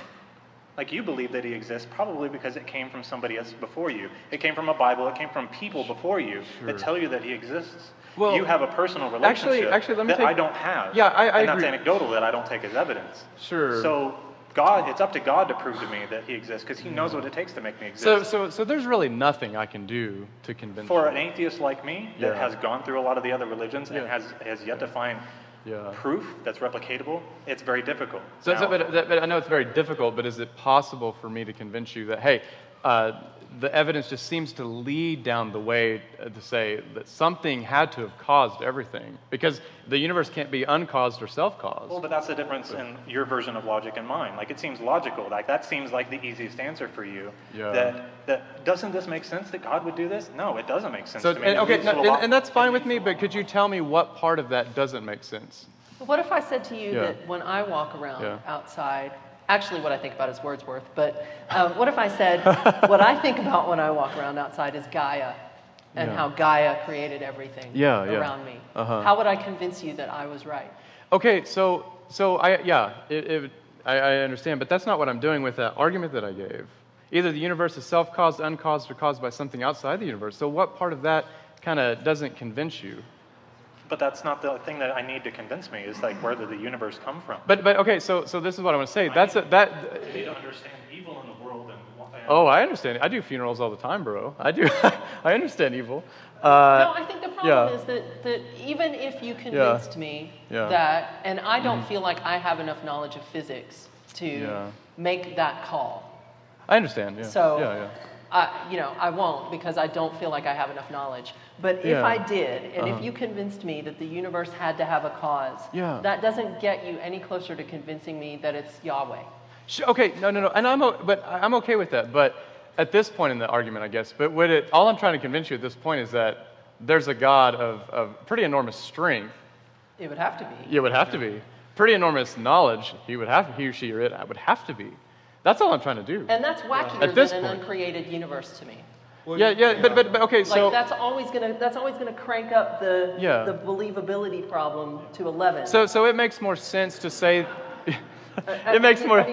I understand. So it makes more sense to say that an effect doesn't have a cause than it is to say. That's not what we're saying. Yeah. But that's what I'm saying. That's part of my argument, I guess. Yeah, that's what you're saying. Yeah. We're saying we don't know.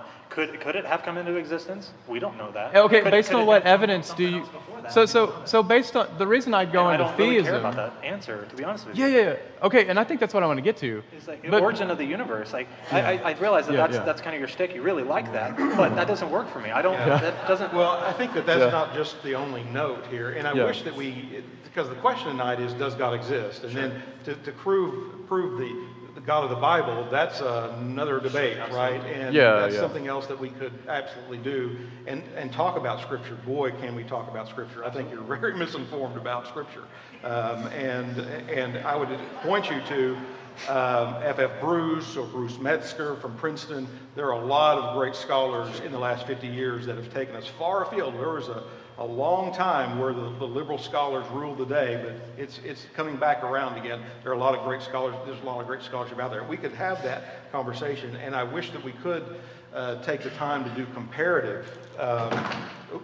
comparative and narrow it down on the reliability of scriptures and the fact that Christianity depends upon the historical accuracy and how archaeology has supported, not proved, but supported the dates and names and locations. And we can go into that, and I would encourage that sometimes people just are too lazy to look at the evidence themselves. And I would encourage you to go out there if you are open to the God question. I'm not really sure what an atheist agnostic is. What's the statement of knowledge? Right. Okay. I guess Oklahoma agnostics doesn't have a very good ring, but one seems to see. So, in an agnostic, do you believe that no one can know, or do you believe that, or what is your statement? No one can know, or I just don't know. Gnosticism is about knowledge, not about belief. And so when you say agnostic. When I say that I don't believe in a God, that makes me an atheist. Right. That's the belief, the one word belief. I don't believe knowledge means agnosticism. Do I know or do I not know? That's what agnosticism is. Right. So in a sentence, agnosticism is I don't know. And if that's left open, I'll take you at your word that you're open to it. Mm-hmm. If that's left open, then I think that it would be incumbent upon everyone, if you leave that question open, to begin to seek out which God. I mean, the God of the Bible says, if you seek me, you'll find me. If you search for me with all your heart. And we're not just talking about, from our perspective, we have to do all the the work, I mean, we could begin to pray and to ask God to reveal himself. Whatever God's out, can you reveal him?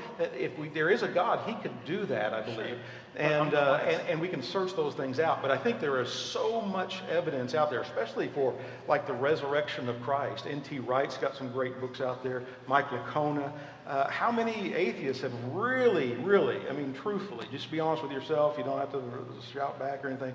How many of you really been through like Mike Licona's, it's a big book, or N.T. Wright's book on the resurrection, to really look at the historical proofs or evidence? People just assume that there's no evidence. There's a great deal of evidence for the resurrection of Christ. In fairness, you're doing a thing that Christians often do, which is assuming that we don't know what it's like to be Christians. Oh, I believe you do. Red and I both have been Christians. Sure. And I said all those things. Right. And I thought all those things. In fairness of time, I'm going to allow you guys 60 seconds if you want to finish this up, and then we'll be about on equal footing if you want to respond. Thank you. I'm sorry. No problem. Yeah, I mean, I know exactly what you're talking about. Sure. And I in fact, I know very few atheists who were not religious at some point in their lives. And so we know what that feels like, and we know what it feels like to believe, and we have heard these arguments, and we used to believe them. I mean, and I tried really, really hard to be good at it when I was doing it. I really, really wanted to be right with God, and I wanted God to talk to me, and I wanted to pray and feel like I was really doing it and doing it right. And I used to just bear down and try really, really hard. And for a long time, I thought there was just something wrong with me. And until I found out, and actually I was in college. It wasn't a college professor who did it. In fact, I don't remember anybody in college ever talking about this, but I was in college, I was an undergrad, and there was a group like SSA that were handing out pamphlets. And I actually looked at one of them and I thought, could I be that? Like, maybe that's what's going on, maybe I just actually don't believe. And honestly, that had never occurred to me as a thing that people could do. Because where I had grown up, I mean, and we weren't even churchgoers when I was a kid, but just the whole sort of milieu around me in small town Texas, everybody believed in God.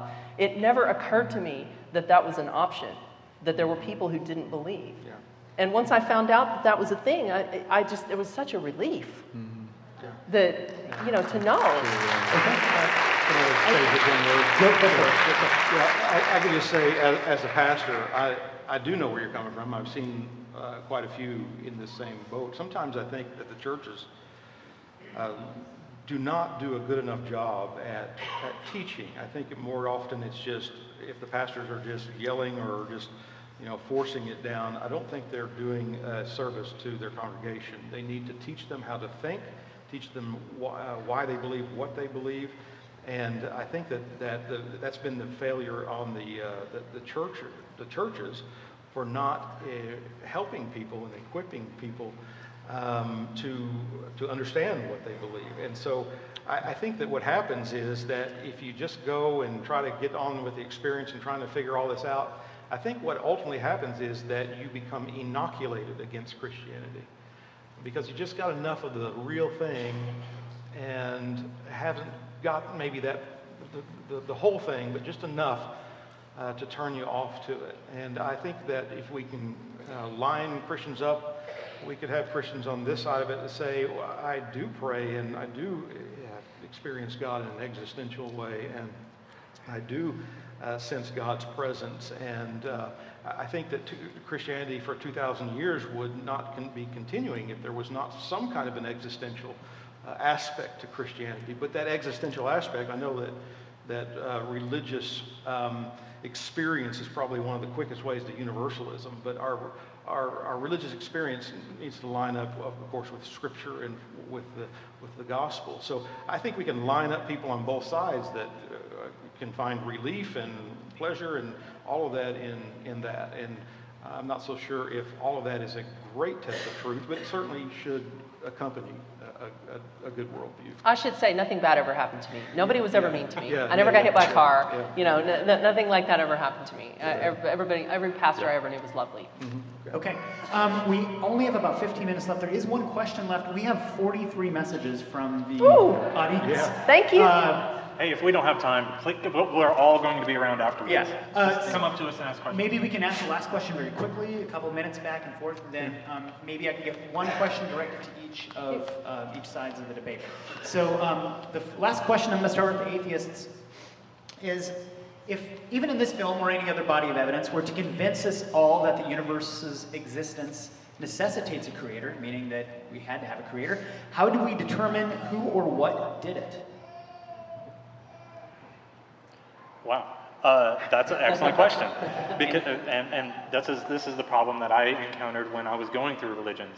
To recap, I started out as a Christian. I lost Christ, but I still believed in God because I had conversations with God. I believed I was actually communicating with God. And so I knew God was real. So part of my journey was that because Christianity didn't really make a lot of sense to me, mainly because Catholic Church, the problem of evil, books being taken out by the Catholic Church, that's kind of the big problem. I went on a journey to go through the different denominations of Christianity, but then those didn't work. I went through other religions, those didn't work out for me. So that's kind of a big problem, and it's, once again, it goes on the burden of proof. I've looked and I've tried to find why the argument for Hinduism, why the argument for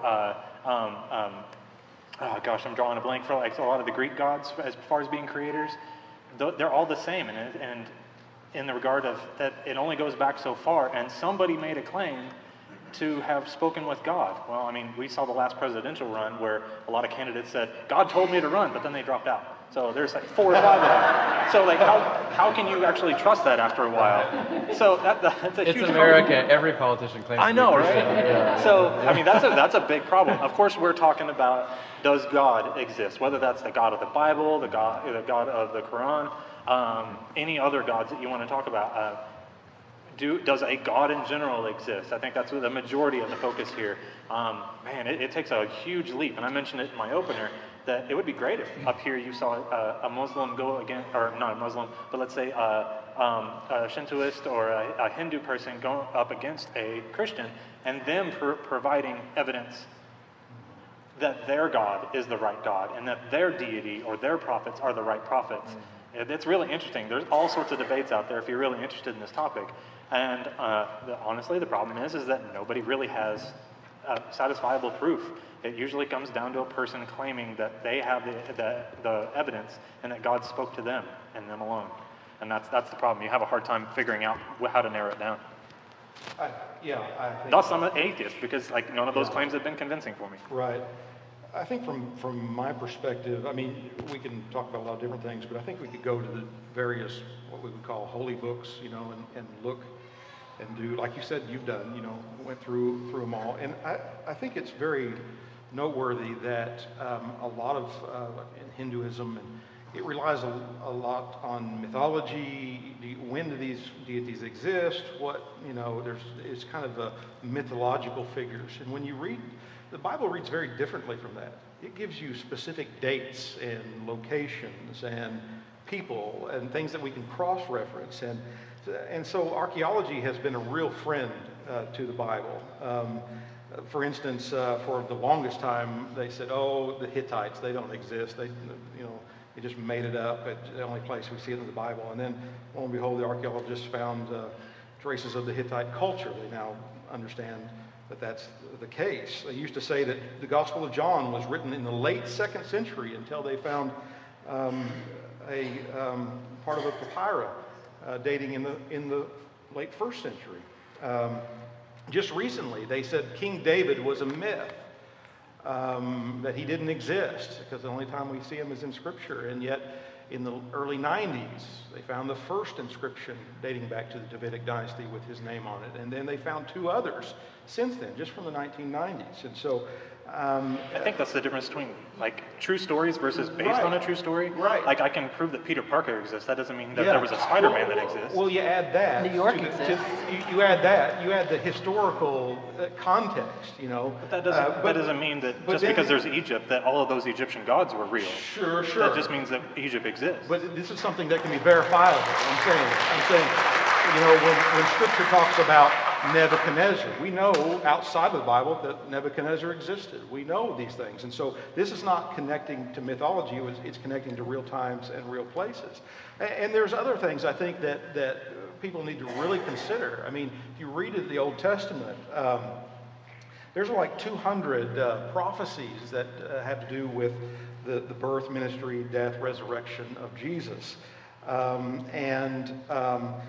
For instance, Isaiah 53, if you've ever really analyzed that, in Isaiah, and you know, the liberal scholars used to say, well, Isaiah sounds so much like Christ, his pierced for our transgressions, his death and buried in the rich man's tomb, and his reward, his resurrection. Isaiah 53 sounds so much like Christianity that Christians must have somewhere manipulated Isaiah 53, and that was the line from the 18th in the 19th century. But it wasn't until 1946 and through 1956, the discovery of the Dead Sea Scrolls, that they found almost the whole Old Testament, which helps us to understand that the scribes did very well at copying.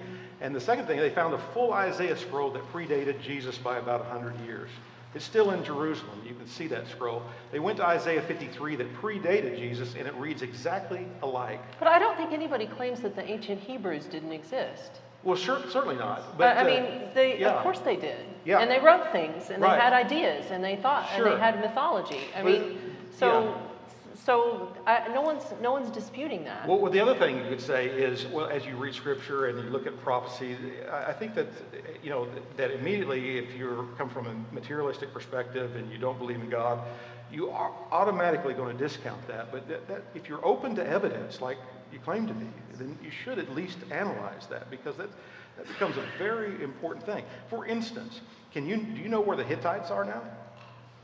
Or the Canaanites, or the Jebusites? Do you know where they are? They've been infiltrated into other cultures.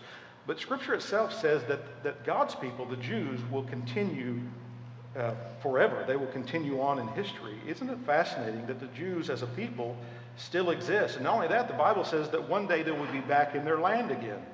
We scoffed at that, but until 1948, there they are. They're back in their land. But if And they the have- Scripture also tells us that toward the last days, that all nations will be against Israel. Isn't it fascinating that that's headline news now? Israel is. But that was their history. And But I understand, mean, but- if they hadn't survived, then we might not have this material. Right, but what I'm saying is that survived with we would them. have the material from 2,000 years ago, but I think what you need to understand that some of the prophetic books, some of the prophecies are continually, even to this day, continually being fulfilled. That seems to be a very powerful thing. In Isaiah 46, 9 through 10, the Lord says, "Remember the former things of old, for I am God and there is no other. I am God and there is none like me, declaring the end from the beginning and from ancient times, things not yet done, saying, my counsel shall stand, I will accomplish my purpose." So God says, the only God that can tell you the end from the beginning, that can tell you what's going to happen before it happens, is me. That's the God of the Bible. That's what he is saying here. Okay? Thanks. I need to give you guys some time to respond. You do have some time if you want to respond to that. Then we got to. Do you want to do the emails? I mean, I don't know. It's up to you if you want to respond. Otherwise, we've got a couple of really interesting emails we can get to. I think I already proved my point with the Spider-Man thing. So what we're going to do is we're just going to read one email. We only have time for a couple of them. I'm going to present an email to the atheist and then to the Christian side. So this is an email to the atheist first. If it was proven that God did in fact exist, would it change the way you lived your life? Yeah, it would be a completely different worldview. I am of the secular worldview, devoid of religion, not blaming God for anything, not looking to miracles of childbirth or anything like that. So yeah, if somehow, outside of me, that it was proven to me that God existed, yeah, it would absolutely change everything. I'm open to that. I don't see a problem with that. But yeah, the secular worldview, as opposed to a theistic or a religion worldview, is completely different. And so, yeah, I would have to look at things like what happened before the Big Bang, what happens to me after I die, why am I here to serve God, what happened to me before I was born, all of those big questions, suddenly I'm going to have to look at them in a different way. But that's the thing, is that I constantly try to look at things with both of those, with basically a bipartisan approach. How does this fit into each worldview, and which one makes the most sense? Okay, Dr. Rees, do you have anything to add to that? Well, I mean, it's not, I was sitting here trying to decide. It's not going to change everything. I mean, I still will be a nice person, and will still get up and go to work every day. And You probably wouldn't be debating theists, though. I probably wouldn't be doing this. Yeah, I wouldn't be doing this. I would make my son go to church, which I never did, and because I would know, I guess, in this, if the parameters of this question are taken, I would know that in fact his eternal soul was at risk. So, but I guess, like you said, it would leave me open to think that other magic, supernatural things could be true as well. So that would be fun. Okay. So kind of a general question, I've gotten a few of these. This is for the Christian side. I guess we've dealt with theodicy and justifying evil, but I've had a few, there are several emails here saying, I've had a family member that's been sick, talking about the tornado that went through more. The question, and I'll kind of tag it with this, is what was God's good purpose for not stopping these events, deaths and natural disasters? Yeah. You want to take it, or? Well, the question was the tornado. Are you talking about specifically the tornado? Why did God not stop tornadoes, deaths, these types of? There's 2 or 3 emails that had the same. Yeah. So specifically, I mean, I don't know, and I think that's a fair answer. In terms of evil in general, I mean, I don't think I could. I mean, I will say this: evil is a terrible problem. Can we all get a hearty amen, even from the atheists, right? Evil is a terrible, terrible problem. I'm a theist. I recognize that. We've heard that from Red and Shelley, and I completely agree. But it would never. It just wouldn't cause me to be an atheist. Mainly because if I become an atheist, evil's still a problem, right? I still have to deal with it. The thing that would change, though, is that evil and suffering as an atheist, it seems, in order to be consistent with my worldview, it would be meaningless. I read a quote from, and I forgot his name, please pardon me, MIT professor, I'm assuming a philosophy, maybe biology of some sort.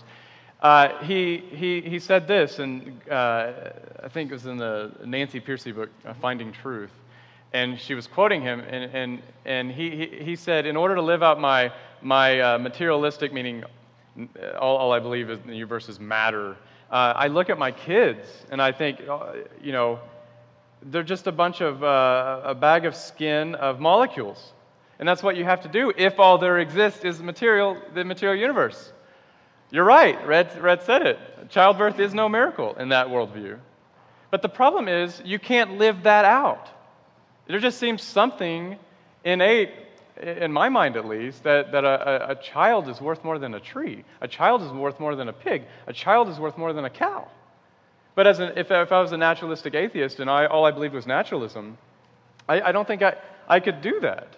It's true. All you are, if naturalism is true, all you are in the audience is just a big bag of skin holding up a bunch of molecules. But I can be able to have compassion and empathy towards those people and understand their. Oh, hey! By the way, I think atheists are very moral. He can have compassion. In fact, he does have compassion, right? I mean, in fact, that's part of my argument. Is that if you're kind of having to adopt a more transcendental worldview, a theistic type of worldview, in order to make life possible and loving. I mean, what is it about a child that makes them worth more, even though they're just a bunch of random molecules? Biology. How? It's just more complex than a rock? Let me No, jump in here, too. I did allow both of you to answer it. Yeah. Pastor Elkins, did you want to? Yeah. Well, I just want to say, Yeah. We're moving goalposts here. Can we get back to the original? Yeah, just to the. I was going to address Yeah. the theodicy and all of that.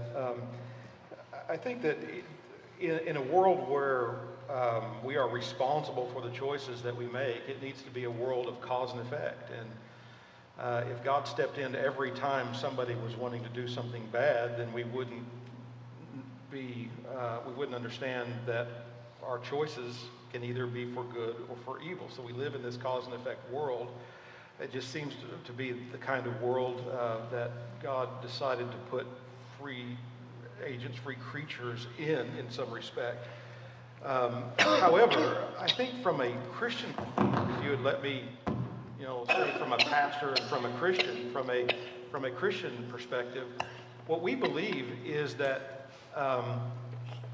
that rather than God being way outside and we can shake our fist at God saying, you don't have any idea what it's like to be human and to suffer, we believe that God did come to dwell with us, that he did experience hunger and pain and need and want. He did experience being beaten and crucified on a Roman cross. In essence, he's experienced all the evil that the world could give, and he took it upon himself. And that comes from our Christian theology, that God is doing something. He's overcoming evil with good. That's why he asks each one of us to do that, to overcome evil with good. And the way to do that is, if somebody strikes you on the cheek, then how evil works is it will reproduce itself. If somebody does an evil act to you, it will reproduce itself in your heart, and you will strike them back. And Jesus is teaching us the way to overcome evil is by the good. So when somebody strikes you, just turn the other cheek. Don't let evil take control of your heart to strike back. I wish the world would operate like that. We would get rid of wars, wouldn't we? And so what I'm saying is that ultimately, so what I'm saying is that ultimately God is taking care of the problem of evil. He's taken it upon himself. He's experienced suffering. But that's evil between people. Like this question was specifically. Right. Can you hear me? All right, there it is. The question was specifically about nature. Right. Like nature is allowed to continue. He steers these tornadoes. If God is I don't think God steers them. It's either he steers them or he doesn't steer them. But he is all powerful and he has the capability to. There's actually hold on. Yeah. So the problem is that he allows these people to get killed in this area constantly, over and over. Yeah. And he's all powerful and he can prevent this. But it constantly, like a lot of people are, Moore has been a weird area for the atheists that come up there, because a lot of people are just like, this keeps happening. Like, God can't be real, and all loving God can't be real. And so it's a big problem, and I think that's kind of where the question is coming from. I think it was, and that's kind of where I went down the track I was going, is you said either God is steering it or he's not steering it, but there's actually a third option. Either God is steering it, or he's not steering it, or you have the atheist position. It's all just a bunch of meaningless events. It is? Yeah. So, but I don't think suffering is meaningless. Well, no. Tornadoes are meaningless. Yes, but if you, I understand that. But what he's getting at, Matt, is that from a theological perspective, that there is a moral fall of humanity, but there's a fall of nature as well. I mean, so that you can all see that in Genesis, and this is the world we live in, and perhaps maybe God uses some of these things to wake us up from our complacency at times. I don't know the mind of people to wake up. I don't know the mind of God, but sometimes if we get too comfortable in our rejection of God and rebellion, we're not asking the deep questions and important questions. But I just wonder how your position is more coherent than ours. Because nature happens, and because we understand meteorology, that we understand that tornadoes are going to end up steering around concrete jungles like what we have in Oklahoma City. And so when tornadoes are coming through, we understand that they're going to veer off towards the north side or towards the south side. It seems pretty logical. And it's a cause and effect kind of thing. Well, it's a natural worldview. We understand it, and it makes more sense that nature is just taking its course, and that we might not understand every single little thing, rather than God not intervening for some weird reason and saving people's lives. But at that point, I think you risk reducing suffering to just another random naturalistic event. It's not suffering; he's killing. Okay, you reduce killing, which is suffering, by the way, for a lot of family members. You reduce it down to a meaningless naturalistic event. I don't see how you can. I'm not here to find an easy way out. Like, I'm not here to try to say that it makes me feel better to understand that God is in control. I'm saying my viewpoint says this is a naturalistic thing. It just sucks that it keeps happening. Those people should move. Yeah, that's true. think if Yeah. you're a Christian, you should move too. I think, Yeah, think either way. I guess we wouldn't deny the naturalistic yeah. occurrence in it all. So It's But, just, I mean, you keep So- talking Yeah. about meaninglessness, and it's Yeah. really starting Yeah. to. It's really starting to. I'm sorry, I was coughing. No, it's okay. I've been sick, and I was sort of surprised it hadn't happened you drank already. out of my water bottle. And I'm sorry. Yeah, don't touch that again. Yeah. But I mean, the meaning. Where does the meaning come from? You seem to be convinced that the meaning comes from outside of us. And all we're saying is that the meaning is here.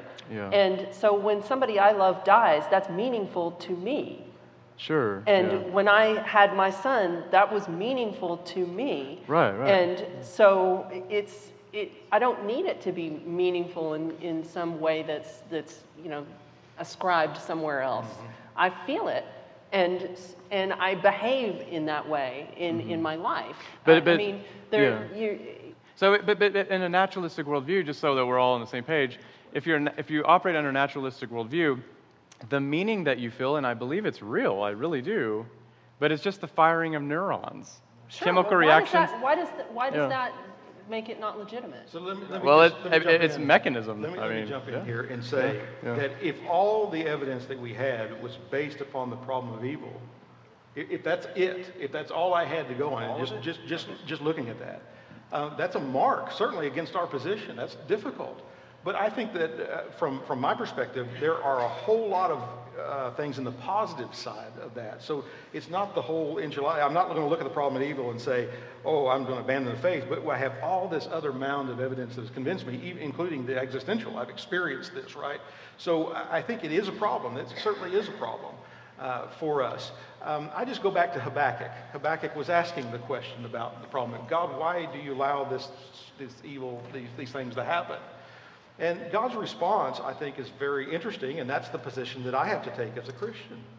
And his response is, the answer is coming, but you have to wait for it. But for now, the just shall live by faith.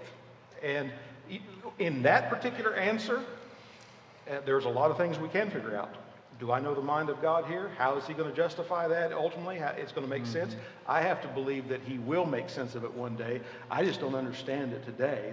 But what I can do as a pastor is I can go and pray with people and suffer with people and cry with them and help them through that tragedy. That's all I can do.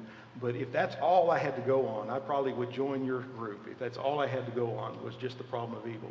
But I have to believe that there's so many other things that have convinced me that I have to leave that kind of open for now and believe that God's going to solve that for us. Okay. So with that, we are running out of time. I did speak to all of our participants, and they said that they'd be willing to stick around for a while if there are some questions. Is that still okay with? Sure. For a few minutes? Outside? Yeah, Or we can. I guess it would probably be easier since a lot of people will be moving outside. We could stay up towards this area if you need to come speak to us. So that's about all the time we have for questions. It's been a couple hours. Yeah. I thought we had productive dialogue tonight. I'd like to first conclude with a round of applause for all of our panelists tonight. You did a great job.